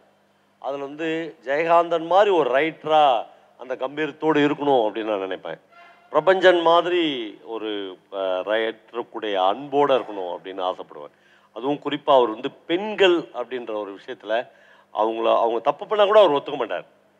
பெண்கள் எப்படி சார் தப்பு பண்ண முடியும்னு கேட்பார். ஜெயகாந்தனை பற்றி ஒரு வித்தியாசமான விமர்சனம் உண்டு. என்னென்னா, ஒருத்தர் வந்து ஒரு நாவல் எழுதி எடுத்தும்போது அவர்கிட்ட கொடுத்து இதுக்கு நீங்கள் விமர்சனம் எழுதணுன்றாங்க. ஜெயகாந்தன் அந்த நாவலை தூக்கி போட்டு சொல்கிறாரு, எடுத்தோடனே அதை தூக்கி போட்டு நாவல் முதல்லே தப்புடா அப்படின்றார். நான் ஒரு ஊரில் ஒரு விபச்சாரி இருந்தால் அப்படின்னு அவர் நாவலை எழுதுகிறான். அவர் சொல்கிறார், அது எப்படி ஒரு ஊரில் ஒரு விபச்சாரி இருக்க முடியும்? அவர் எப்படி அந்த நாவல், ஊரில் 5 கேடுகெட்ட ஆண்கள் இருந்தார்கள், அவர்களால் ஒரு பெண் விபச்சாரி ஆக்கப்பட்டால்னு எழுதணும், அதான் நாவல் அப்படின்றார். அப்போது அது வந்து ஜெயகாந்தன் சொல்லியிருக்கலாம், பிரபஞ்சன் தான் அதை கடைபிடிச்சார் வாழ்நாள் முழுக்க. ஜெயமோகனை எனக்கு ரொம்ப பிடிச்சதுக்கு வந்து அவரோட கொள்கை ரீதியாக எனக்கு நிறைய முரண்பாடுகள் உண்டு. ஆனால் ஃபிக்ஷனில் புனைவில் அவன் வந்து மாடர்ன் லிட்ரேச்சரில் ஒரு உச்சத்தை தொட்ட ஆள் அப்படின்னு நினைக்கிறேன். அதுக்கு பல ஆண்டு காலம் தற்கொலை முயற்சிகளிலும் இந்தியா முழுக்க நடந்து அலைஞ்சி திரிஞ்சு அவர் பெற்ற அனுபவமும் காரணம் அப்படின்னு நினைக்கிறேன். அதனால் இவங்க 3 பேரையும் நான் நிறைய யூஸ் பண்ணுவேன். என் வாழ்க்கையிலே நான் எதிர்கொள்ளாத மிக முக்கியமான கேள்வி தான். உண்மையாக ரொம்ப பிரமாதமான கேள்வி. என் பொண்ணு என்ன ஒரு நாள் கேட்டா, உனக்கு அதிகபட்சம் தமிழில் எத்தனை ரைட்டர் தெரியும் அப்படின்னு கேட்டா. அப்போ நான் தமிழில் ஜானகிராமன், புதுமை பித்தன், கூப்பாரான்னு ஒரு லிஸ்ட் சொன்னேன். அவள் ஒரு 50 பேர் கொண்ட ஒரு அந்த பேர் எதுவுமே வாயிலே நுழையல. காஃப்கா தெரியுமா உனக்கு, காமியூ தெரியுமா, மாம்பசாத் தெரியுமா, ஜேம்ஸ் ஜாய்ஸ் தெரியுமான்னு சொல்லினே போனேன். தெரியும், ஆனால் எனக்கு இந்த தமிழ் நிலப்பரப்பில் இருக்கிற ரைட்டர்ஸ் இருக்கிறாங்களே அவங்கள சொல்லி முடிக்கிறதுக்கே அந்த ஜென்மம் பத்தாதுன்னு நினைக்கிறேன். ஆனால் மாஸ்டர்ஸ் இருக்கான்ல அவன் வந்து உலகம் முழுக்க இருப்பான். எனக்கு நான் பல இடங்களில் சொல்லியிருக்கேன், எனக்கும் மிஸ்கின்க்கும் இந்த போராட்டம் எப்பயும் நடக்கும். மிஸ்கின் திடீர்னு எனக்கு நைட்டு 12 மணிக்கு என்னை எழுப்புவார். எழுப்பி ஒரு பிரமாதமான கதை சொல்லுவார். ஒரு ஆங்கிலத்திலிருந்து அவர் வந்து தமிழ் வாயை படித்து ஒரு கதை சொல்லுவார்.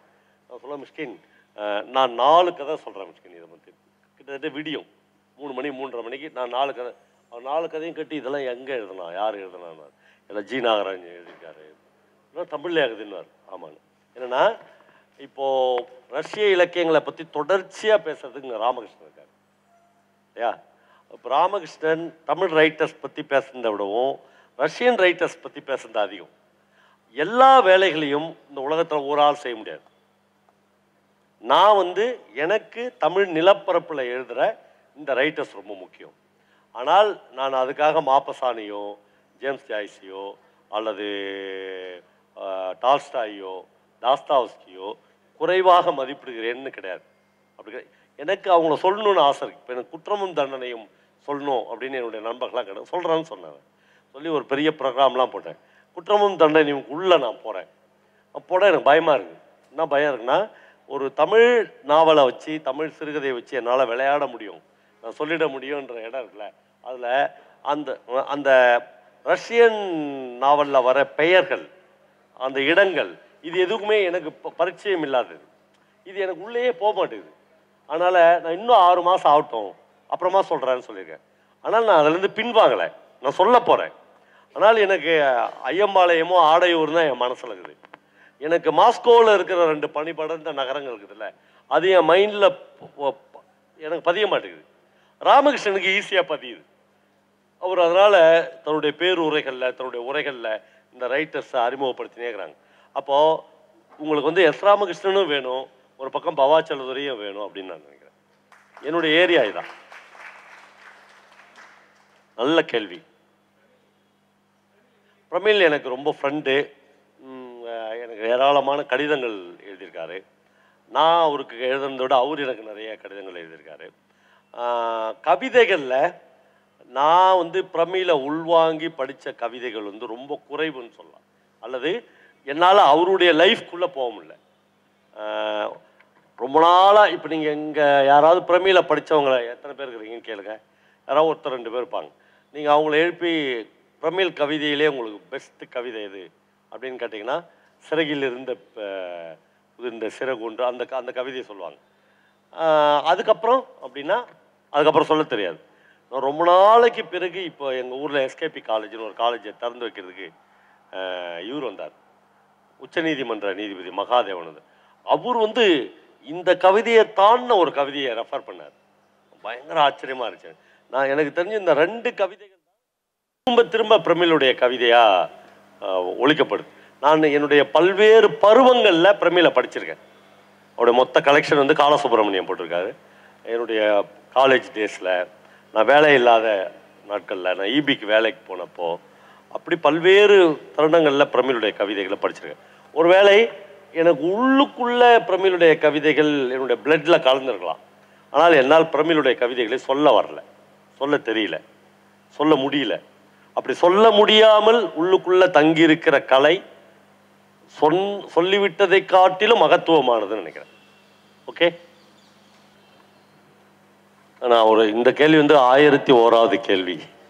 1000 பேர் கேட்டாங்க. அது என்னன்னா 2-3 விஷயம் கேட்பாங்க. நீங்கள் எப்படி கதை சொல்லியா வந்தீங்க? இப்போ விஜய் சேதுபதி கிட்ட ஒரு கேள்வி கேட்டால் நீங்கள் எப்படி நடிக்கலாம் வந்தீங்க? இளையராஜா நீங்கள் எப்படி மியூசிக் போட வந்தீங்க? அது மாதிரி நீங்கள் எப்படி கதை சொல்லியா வந்தீங்க? நானே கதை சொல்லி அப்படிலாம் உருவாகலை. நான் படித்த கதைகளை யார்கிட்டையாவது ஷேர் பண்ணிக்குவேன். என் லைஃப்பில் கல்யாண வீடுகளில், நண்பர்கள் மீட்டில் ஒரு 4 பேர் குடிச்சுன்னு இருக்கிறாங்கன்னா அவங்களோட, அப்படி எந்த சபையிலையும் என்னால் கதைகளை ஷேர் பண்ணிக்க முடியும். அப்போ ஒரு முதல் ஜேபின்னு ஒரு ஃப்ரெண்டு தான், நான் ஒரு மைக் வைக்கிறேன், இந்த மைக்கில் நீ படித்த கதைகள்லாம் சொல்லு அப்படின்னு சொன்னான். அது இந்த நுண்கலை கல்லூரி வரல என்னை எடுத்துன்னு உட்கார வைக்கணும்னு நினைக்கல. உண்மையிலே அந்த மாடர்ன் டெக்னாலஜி எனக்கு தெரியாது. என் பையன் தான் முத என்னை ரெக்கார்ட் பண்ணி இந்த யூடியூப்லாம் போட்டான். அப்புறம் தான் சுருதி டிவியில் வந்தாங்க. அவங்க தான் என்னை உலகம் முழுக்க கொண்டு போய் சேர்த்தாங்க. ஒருவேளை சுருதி டிவி இல்லைன்னா, அல்லது இந்த நவீன தொழில்நுட்பங்கள் இல்லைன்னா நீ என்ன ஆயிருப்ப? நீ ஒன்றும் ஆகிருக்க மாட்டேன் நாயே அப்படின்னு நீங்கள் சொல்கிறது எனக்கு கேட்குது. ஆனால் நான் அப்பயும் எங்கேயாவது ஒரு இடத்துல கதை சொல்லின்னு தான் இருப்பேன். ஏதாவது ஒரு கல்யாண வீட்டில், ஏதாவது ஒரு மாநாட்டில், ஏதாவது ஒரு ரிட்டைர்மெண்ட் ஃபங்க்ஷனில், ஏதாவது ஒரு ரயிலில், ஏதாவது ஒரு பஸ்ஸில், ஏதாவது பக்கத்தில் உட்காந்துக்கிற பேசஞ்சருக்கு ஒரு கதையை சொல்லிக்கினே தான் இருந்திருப்பேன். அந்த கதையை இப்போ மீடியாவில் சொல்கிறேன், மைக்கில் சொல்கிறேன், அவ்வளோதான். ரெண்டுத்துக்கும் பெரிய வித்தியாசங்கள் தான் நான் கருது. ஒவ்வொரு கதை சொல்லும் போதும் சந்தோஷப்பட்டுக்கிறேன். என்னென்னா, சுந்தராம் சாமிகிட்ட ஒருத்தர் கேட்டாங்களாம், நீங்கள் நிறைய கதை எழுதிக்கிறீங்க, எந்த கதை மாஸ்டர் பீஸ் இல்லையா? சுந்தராம் சாமி பதில், எல்லா கதையும் மாஸ்டர் பீஸ். ஒரு கலைஞனுக்கு அப்படி பிரிக்க முடியாது. உங்களுக்கு எனக்கு 4 பசங்கன்னு வச்சுங்களேன், உங்களுக்கு எந்த புள்ள முக்கியமான புள்ள அப்படின்னீங்கன்னா என்னால் பதில் சொல்லவே முடியாது. 4 பிள்ளையும் என் முக்கியமான புள்ள தான்.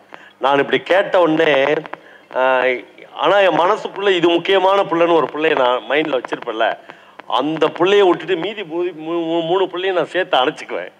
ஏன்னா எனக்குள்ள இருக்கிற கில்ட் அது. ஐயோ தங்கம், நான் உன்னை சொல்லாத விட்டுருவணும்னு அணைச்சிக்குவேன்ல.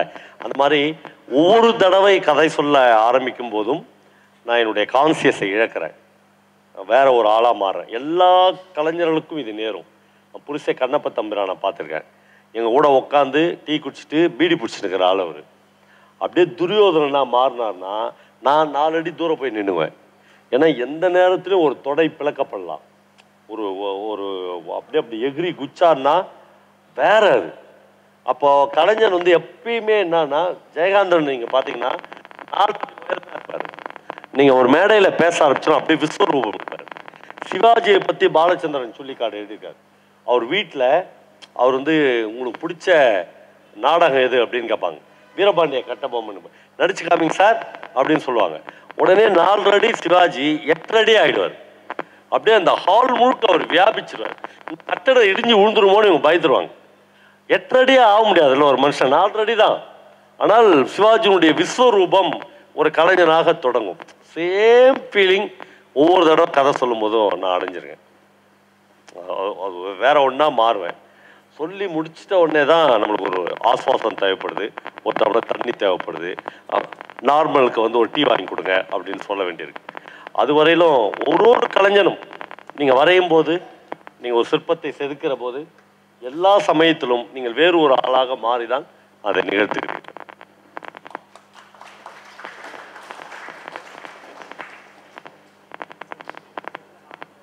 கேட்கல.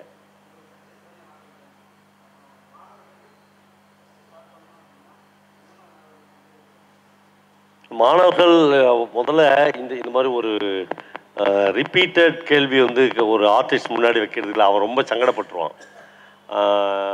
ஒரு நல்ல புத்தகத்தை நீங்கள் வாசிக்க ஆரம்பிக்கும் போது அந்த நல்ல புத்தகமே இன்னொரு நல்ல புத்தகத்தை உங்களுக்கு அறிமுகப்படுத்தும். நான் சொல்லவே வேணாம். ஆனால் எங்கிருந்து ஆரம்பிக்கலாம் அப்படின்றத எங்கிருந்தும் ஆரம்பிக்கலாம் தான் நான் சொல்ல முடியும். ஏன்னா ஒவ்வொருத்தருக்கும் அது மாறுபடும்.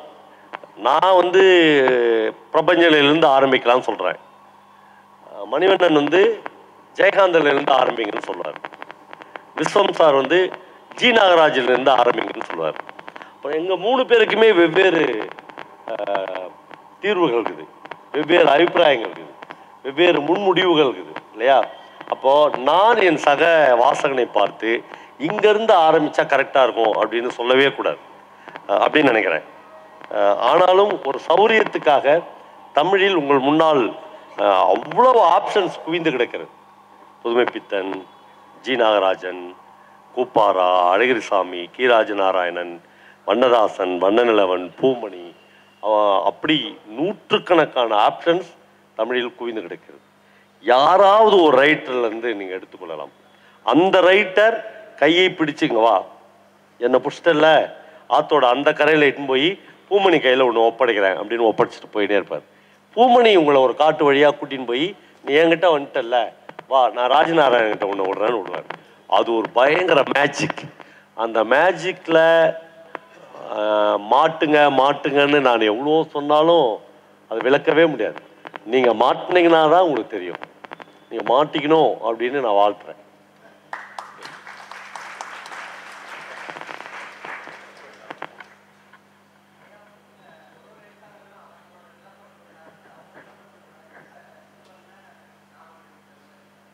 ரொம்ப நல்ல கேள்வி. அதுக்கு முன்னாடி வரையிலும் கல்வி அல்லது படிப்பு இந்த மாதிரி ஜாதியினர் கையில தான் இருந்துச்சு, நம்ம எல்லாருக்கும் தெரியும். அதுக்கப்புறம் தான் அது கொஞ்சம் கொஞ்சமாக அப்படியே பரவலாக்கப்படுது. அப்புறம் நீங்கள் சொன்ன தர்மன், இமயம், பெருமாள் முருகன் மாதிரியான ஆட்கள் இந்த ஜென்ரேஷனில் தான் எழுதவே முடியுது. இப்படி எழுத முடியும் போது கண்டிப்பாக ஒரு நீதி கதை எழுத முடியாது. ஆகவே நான் என்ன சொல்கிறேன்னா அப்படின்னு எழுத முடியாது. அப்போ அவன் பட்ட பெயின், அவனுடைய வலி, அதை எழுதுகிறாங்க. அப்படி எழுதுகிற போது அது ஜாதிய ரீதியாகவும் இருக்கலாம், அது வந்து வரவேற்கத்தக்கது தான். நான் வந்து என்னுடைய நிலப்பரப்பை பற்றி தான் எழுதுகிறேன். எனக்கு என்னுடைய நிலப்பரப்பை தவிர்த்து மிடில் கிளாஸ் கதைக்குது இல்லை, அது ஒன்று கூட எனக்கு எழுத தெரியாது. எங்கள் நிலப்பரப்பை பற்றி தான் எழுதுவேன். எங்கள் நிலப்பரப்புலேயும் எனக்கு ரொம்ப பிடிச்ச ஏரியா, இதெல்லாம் எழுதிட்ட பிறகு அனலைஸ் பண்ணி பார்க்குறோம். பிடிச்ச ஏரியான்னு பார்த்தா எங்கள் நிலப்பரப்பில் இருக்கிற பழங்குடி மக்கள், பிளெயின்ஸில் இருக்கிற பழங்குடி, மலையில் பழங்குடி இருப்பாங்க. அதை பற்றி மலையில் இருக்கிற பல ரைட்டர்ஸ் எழுதியிருக்காங்க. நான் வந்து நிலப்பரப்புக்குள்ளே இருக்கிற பிளெயின்ஸில் இருக்கிற இருளர்கள் பற்றி, இருளர்கள் லைஃப் பற்றி நான் பெரும்பாலும் எழுதியிருக்கேன். அது அன்எக்ஸ்பெக்டடாக ஜாதிய ரீதியான எல்லை கோடுக்குதுல்ல, அதுக்குள்ளே போகல. ஏன்னா நான் இருளர் பற்றி எழுதுகிறேன், ஒட்டர் பற்றி எழுதுகிறேன், ஜோயர் பற்றி எழுதுகிறேன், பறையர் பற்றி எழுதுகிறேன். அப்படி ஒரு பல்வேறு கம்யூனிட்டிஸ் என்னுடைய எழுத்தில் உள்ளே வந்திருக்கேன். அதனால் இப்போ இமயம் வந்து ஒரு குறிப்பிட்ட அப்ரஸ்டு பீப்புளை மறுபடியும் சொல்லிக்கினே இருக்காரு. எனக்கு அப்படி சொல்ல வரல. இவங்க எல்லாருமே மானுட வாழ்க்கையில் ரொம்ப முக்கியமானவங்க, இவங்களெல்லாம் நான் சொல்லணும்னு தோணுது. இன்னும் சொல்லப்படாத, எழுதப்படாத பல பழங்குடி மக்களுடைய பெயர் கூட தெரியாத ரைட்டர்ஸ் தமிழ்நாட்டில் இருக்காங்க. ஆனால் அவங்க லைஃப் இன்னும் துயரமாக இருக்கும். சோழகர் தொட்டின்னு ஒரு நாவல் வந்துச்சு. இந்த சோழகர் அப்படின்ற அந்த அவங்களுடைய லைஃப்பை பற்றி சா பாலமுருகன் தான் முதல் பதிவு பண்ணியிருக்காங்க. அதுவும் வரணும்னு நினைக்கிறேன். அப்படி வருகிற போது அது வந்து லேண்ட்ஸ்கேப் வழியாக தான் வரும், நிலப்பரப்பின் வழியாக தான் வரும். அது ஜாதிய ரீதியாக இருந்தால் வரவேற்கத்தக்கது தான். அது ஒரு கம்யூனிட்டிக்கு சப்போர்ட் பண்ணுதுன்னு நம்ம பார்க்கக்கூடாது. அப்ரஸ்டு பீப்புள்ஸை பேச வைக்குதுன்னு தான் பார்க்கணும். நல்ல கேள்வி. என்னென்னா, நான் வந்து ஒரு ஸ்வீட் கடை வச்சுக்கிறேன். என் ஸ்வீட் கடைக்கு வரவங்க எல்லாம், ஐயா ஸ்வீட் கடை வைக்கிறத விட பங்க் கடை வச்சா நல்லா இருக்கலாம் ஐயா, பீடி சிகரெட் வாங்கலாங்களா ஐயா, நீங்கள் ஏன் ஸ்வீட் கடை வச்சுக்கிறீங்க அப்படின்னு கேட்பாங்க. இந்த கேள்வி வந்து எல்லா எழுத்தாளன் மீதும் எல்லா கலைஞன் மீதும் வைக்கப்படுறது தான். எனக்கு கிளாசிக்கல் லிட்ரேச்சரை தான் கதையாக சொல்ல வருது, அப்படியே நீங்கள் என்னை விட்டுடலாம். செவ்வியல் மரபுலேருந்து நான் சொல்கிறேன்னா அது ஓகே. அப்போ நம்முடைய மரபு ரீதியான கதைகளை சொல்வதற்கு வேற ஒரு ஆள் இருப்பான். இப்போ ராஜநாராயணன் வந்து நிறைய அப்படி கதைகள் சொல்லியிருக்காரு. அப்போ ராஜநாராயணனுடைய தொடர்ச்சியாக ஒரு 10 பேர் வருவாங்க. அப்போ நான் வந்து யாருடைய ஒரு தொடர்ச்சியாகவே இருப்பேன். என்ன பின்பற்றி ஒரு 10 பேர் சொல்லலாம். இவங்க எல்லாருமே இந்த தமிழ் சமூகத்துக்கு தேவைப்படுறாங்கன்னு நான் நினைக்கிறேன். கரெக்டாக சொல்லிட்டேன். நான் அப்படி பார்த்ததில் பெரும்பாலும் 90% எதுவுமே சக்ஸஸ்ஃபுல்லான படங்களாக வரல. அப்படி சொல்ல நான் அந்த மீடியா கம்ப்ளீட்டாக வேற, டெக்ஸ்ட்ன்றது கம்ப்ளீட்டாக வேற. நம்ம இந்த புத்தகத்தை படிச்சுட்டு இந்த புத்தகத்தில் இருக்கிறதெல்லாம் இதில் ஏன் வரல அப்படின்னு பார்க்கவே முடியாது. அப்படி ஜெயகாந்தனுடைய பல படைப்புகள், சில நேரங்களில் சில மனிதர்களே நான் டெக்ஸ்ட்டு படிச்சுட்டு படம் பார்த்தேன். படம் பார்த்தா சிரிப்பாக வருது எனக்கு. ஏன்னா அதில் நான் டெக்ஸ்ட்டில் அப்படியே கண்ணீர் விட்டு படித்த இடங்கள், அப்படியே துவஞ்சி போய் படித்த இடங்கள்லாம் ஸ்க்ரீனில் பார்க்கும்போது சிரிப்பாக வருது. அதனால் இந்த ரெண்டு மீடியாவும் ஒப்பிடவே வேணாம்.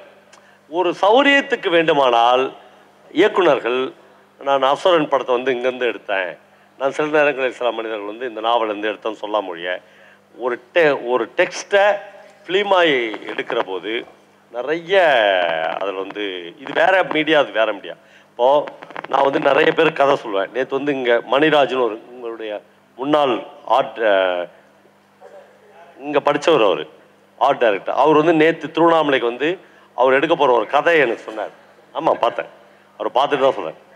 ஆமாம், அவர் வந்து நேற்று அவர் எழுதுகிற அவர் எடுக்க போகிற ஒரு கதையை சொன்னார். பயங்கர ஆச்சரியப்பட்டேன். நானும் பாலராஜ் கிட்ட தான் கேட்டோம். என்னென்னா கிட்டத்தட்ட ஒரு 3.5 மணி நேரத்துலேருந்து 4.5 மணி வரலும் எனக்கு 4.5 மணி நேரம் அந்த கதையை கேட்டேன். நான் சீட் நுனியிலேயே உட்காந்துட்டேன். என்னென்னா என்னால் அந்த நுனியை விட்டு ஒரு த்ரில்லர் ஸ்டோரி அது. இப்போ அவரு அப்படியே காட்சியாக சொல்கிறாரு. அப்புறம் அந்த காட்சியில் கதாபாத்திரங்கள் இருப்பாங்கள்ல, அவர் மைண்டில் ஃபிக்ஸ் பண்ணி வச்சுட்டாரு, இந்த கதாபாத்திரம் இவங்களுக்குன்னு.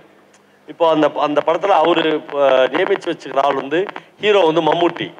அந்த கதையை சொல்லும்போது முழுக்க அவர் இப்போ மம்முட்டி என்ன பண்ணுறாருன்னா, சார் கௌதம் வாசுதேவ மேனனை பார்க்க போகிறாருன்றாரு.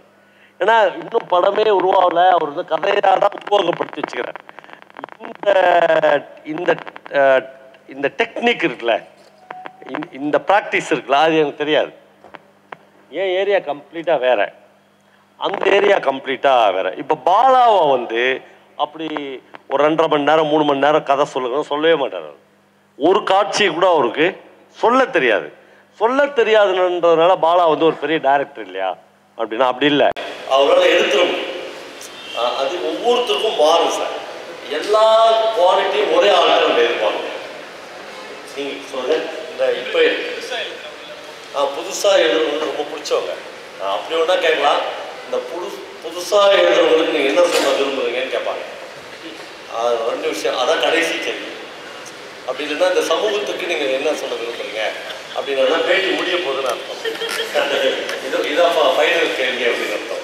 சமூகத்துக்கு நம்ம சொல்ல வேண்டியது ஒன்றுமே கிடையாது. சமூகத்துக்கு எல்லாமே தெரியும். அப்புறம் ஒரு மைக்கை கொடுத்து ஒரு சேரை போட்டு ஒரு மரியாதைக்காக நீங்கள் என்ன உட்கார வச்சுக்கிறேன்றதுனாலே சமூகமே அப்படின்னு சமூகத்துக்கு சொல்கிறதெல்லாம் எனக்கு ஒன்றுமே கிடையாது. ஏன்னா சமூகத்துக்கு ஒரு பெரிய கடலளவு விஸ்தாரமாக இருக்குது. அதில் அவ்வளவு கேரக்டர்ஸு, அவ்வளவு வருத்தம், அவ்வளவு அனுபவம், அவ்வளோ மனிதர்கள், அவ்வளோ ஜாதி, அவ்வளோ மதம், அவ்வளவு சண்டிப்பையன், அவ்வளவு உன்னதமானவன், இவ்வளவும் கலந்தது. இது எல்லாத்துக்கும் ஒரு மைக் கொடுத்தாங்க திமிரில் நான் வந்து ஒரு அட்வைஸ் பண்ணவே முடியாது. ஆனால் எனக்கு இப்போ எழுதுகிற ரைட்டர்ஸில் யாரெல்லாம் பிடிக்கும் அப்படின்னு கேட்டிங்கன்னா இந்த லிஸ்ட்டும் அப்பப்போ மாறும். இப்போ காணாசூலாக என்ன பண்ணுவார்னா எப்பயுமே ரெடிமேடாக ஒரு லிஸ்ட் வச்சுருப்பார். எப்போ கேட்டாலும் அந்த லிஸ்ட்டை சொல்லுவார். அப்புறம் மாற்றுவார். அந்த மாற்றுறதுக்கு 5 வருஷத்துக்கு ஒரு முறையாகும். எங்களுக்கெல்லாம் அப்படி இல்லை. ஒரு கதை பிடிச்சிருச்சுன்னா கூட அந்த ரைட்டர் தான் முக்கியம். இந்த துறையோட ரைட்டிங்ஸ் எனக்கு ரொம்ப பிடிக்கும். அங்கேருந்து அது நரன் எனக்கு ரொம்ப பிடிக்கும். நரன் எனக்கு ரொம்ப பிடிக்கும்.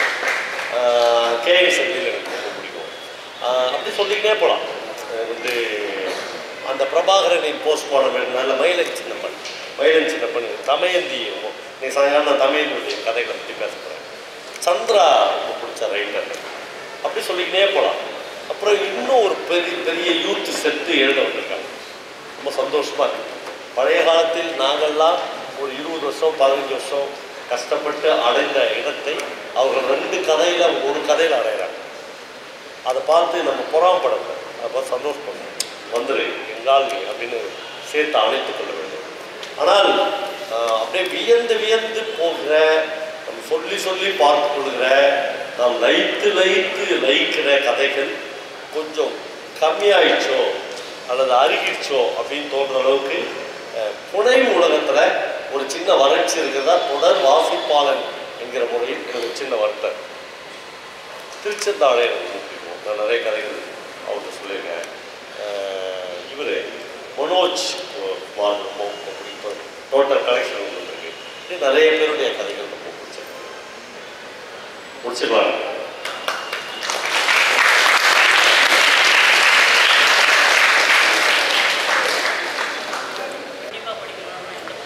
பட்டாம்பூச்சி அப்படின்னு தமிழில் பட்டாம்பூச்சி அப்படின்னு தமிழில் ராக்கி ரங்கராஜன் டிரான்ஸ்லேட் பண்ண ஒரு புக்கு.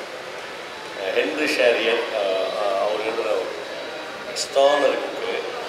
அந்த புக்கை ஒருத்தர் படிச்சுட்டா எவ்வளவோ தோல்விகள் வந்தாலும் நீங்கள் தோற்றவே மாட்டீங்க, அதை தாண்டி நீங்கள் ஜெயிச்சு மேலே வந்துடுவீங்க அப்படின்ற ஒரு எண்ணம் வரும். பல தம்பி வச்சுருக்காங்க.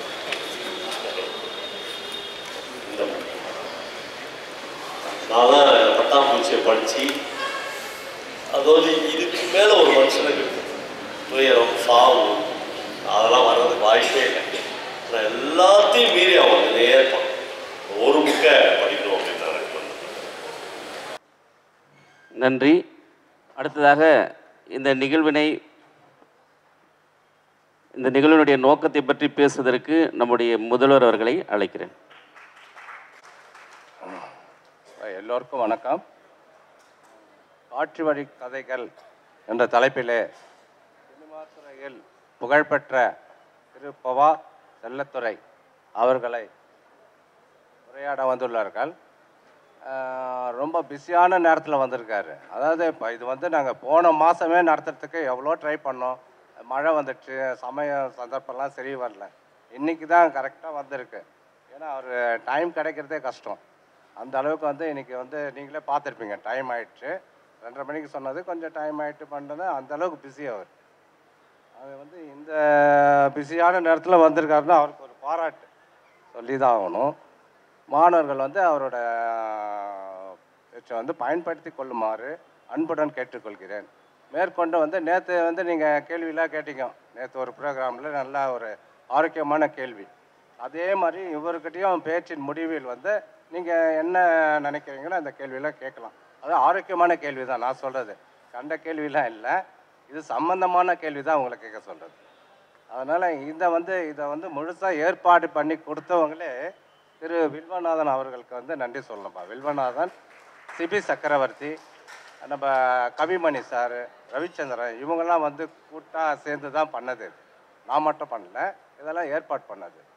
இந்த மாதிரி வந்து நாங்கள் தொடர்ச்சியாக வந்து நாங்கள் பண்ணி தருவோம். இந்த மாதிரி ஒரு நல்ல ப்ரோக்ராம்லாம் வந்து ஏற்பாடு பண்ணி கண்டிப்பாக தருவோம். அதுக்கு வந்து நீங்கள் உங்களோட முழு ஒத்துழைப்பு வந்து இருக்கணும். அதுதான். நன்றி, வணக்கம்ப்பா.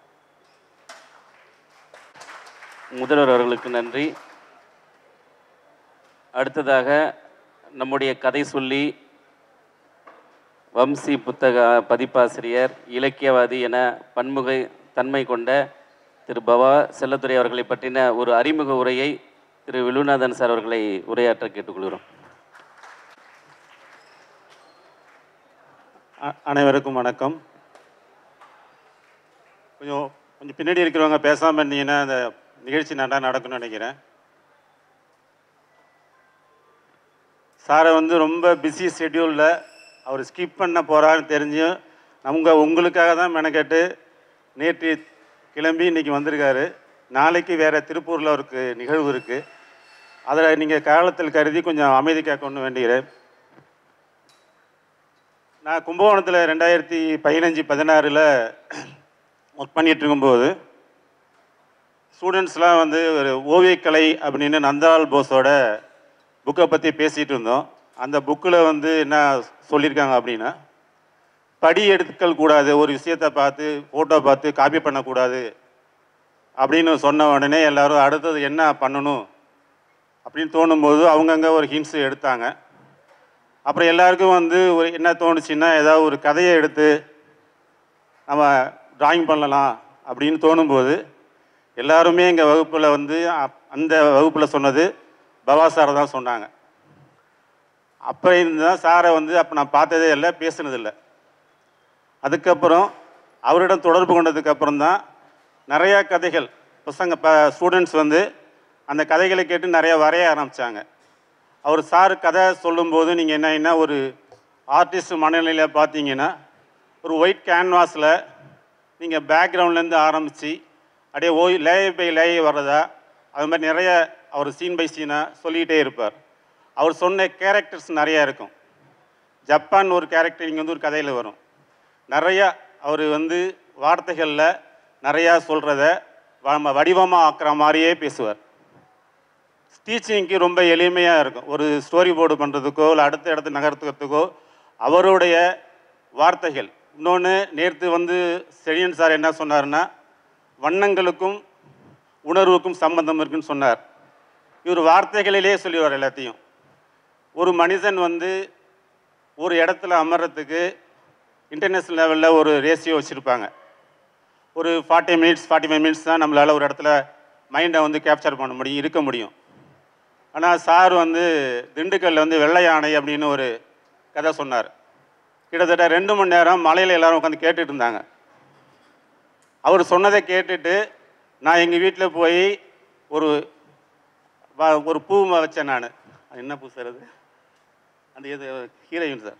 அந்த மரம் வந்து பூத்து இப்போ வந்து இது பண்ணுது. இந்த ஆரஞ்சு காம்பு இருக்கும், வெள்ளை பூவாக இருக்கும். அதே மாதிரி வந்து மனசில் நம்ம கல்லூரிக்கு ரொம்ப அவசியமும் தேவையுமானவர் தான் சார். இவரை நீங்கள் நிறையா பயன்படுத்தி கதைகளை வந்து அடுத்தது வந்து நீங்கள் பண்ணிங்கன்னா அடுத்த இடத்துக்கு போகலாம்.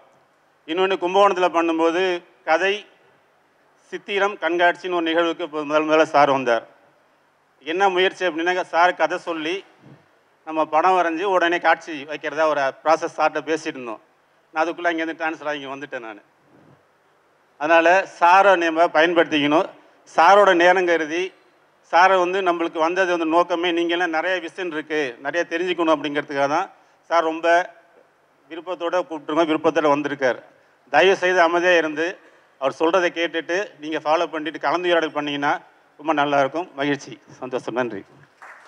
அன்னைக்கு அங்கே கிடைக்கக்கூடிய அந்த முயல் அந்த மாதிரி விஷயங்களை வந்து கொண்டு வந்தால் தான் அன்றைக்கான அவர் வாழ்வில் அவருக்கான உணவு அதை விற்றுட்டு எஸ் ஜப்பான் சார் நானும் பேசிகிட்டு இருந்தோம். வில்லுனா சார் நானும் பேசிகிட்டு இருந்தோம். அந்த ஜப்பான் அந்த ஜப்பான் கதை பார்த்துருந்தான். ஸோ ஒரு டைம் வந்து ஒரு நாள் அது கிடைக்காது. அவன் காட்டுக்கு போவான், அது ஒரு நாள் கிடைக்காது. அதை வாங்கக்கூடிய ஆள் வந்து மேலேருந்து ஜப்பான் அப்படி கேட்பாரு, அவன் அப்படி கையை காமிச்சிட்டு போவானா. அந்த விஷுவல் நமக்கு நம்ம ஓவியர்கள் இல்லையா, நமக்கு என்னுடைய சார்பில் எனக்கு ஒரு சித்திரமாவோ ஒரு விஷுவலாக தெரிஞ்சது. அதே மாதிரி இன்றைக்கி சார் சொன்ன கதைகளில் ஒவ்வொருத்தரும் உங்களுக்குமே ஒவ்வொரு ஸ்டோரி போர்டு உங்களுக்குள்ளார பதிவாயிருக்கும். கரெக்டாக உங்கள் பார்வையில் உங்கள் எண்ணத்தில் உங்களுடைய கேன்வாஸில் ஒவ்வொரு ஸ்டோரி பாடமே வந்து பதிவாயிருக்கும். இதுதான் இவருடைய ஆளுமை. அவர்களுக்கு இந்த அவங்களுடைய நேரத்தை நமக்காக ஒதுக்கி இங்கே வந்து நமக்காக அவங்களுடைய அறிவை பகிர்ந்தமைக்கு கல்லூரியின் சார்பாகவும் கல்லூரி முதல்வர் சார்பாகவும் மாணவர்களின் சார்பாகவும் எங்களது மனமார்ந்த நன்றியை தெரிவித்துக் கொள்கிறோம். அடுத்ததாக இந்த நிகழ்வினை நிகழ்த்த முதன்மையாக இருந்த நமது விரிவுரையாளர் வில்லுநாதன் ஐயா அவர்களுக்கும் இதனை அங்கீகரித்து நமக்கு அனுமதி அளித்து இங்கே நிகழ்ந்து பொறுமையாக நம்மோடு கலந்திருந்து அலுவலக வேலைகள் அதிகமாக இருந்தாலும் நம்மோடு இங்கே அமர்ந்து இந்த விழா முடியும் வரை இருந்த நமது கல்லூரி முதல்வர் அவர்களுக்கும் இங்கே வந்து இருந்த எழுத்தாளர்கள் மற்றும் கலைஞர்களுக்கும் நமது கல்லூரி சார்பாக நன்றிகளை தெரிவித்துக் கொள்கிறோம். நன்றி, வணக்கம்.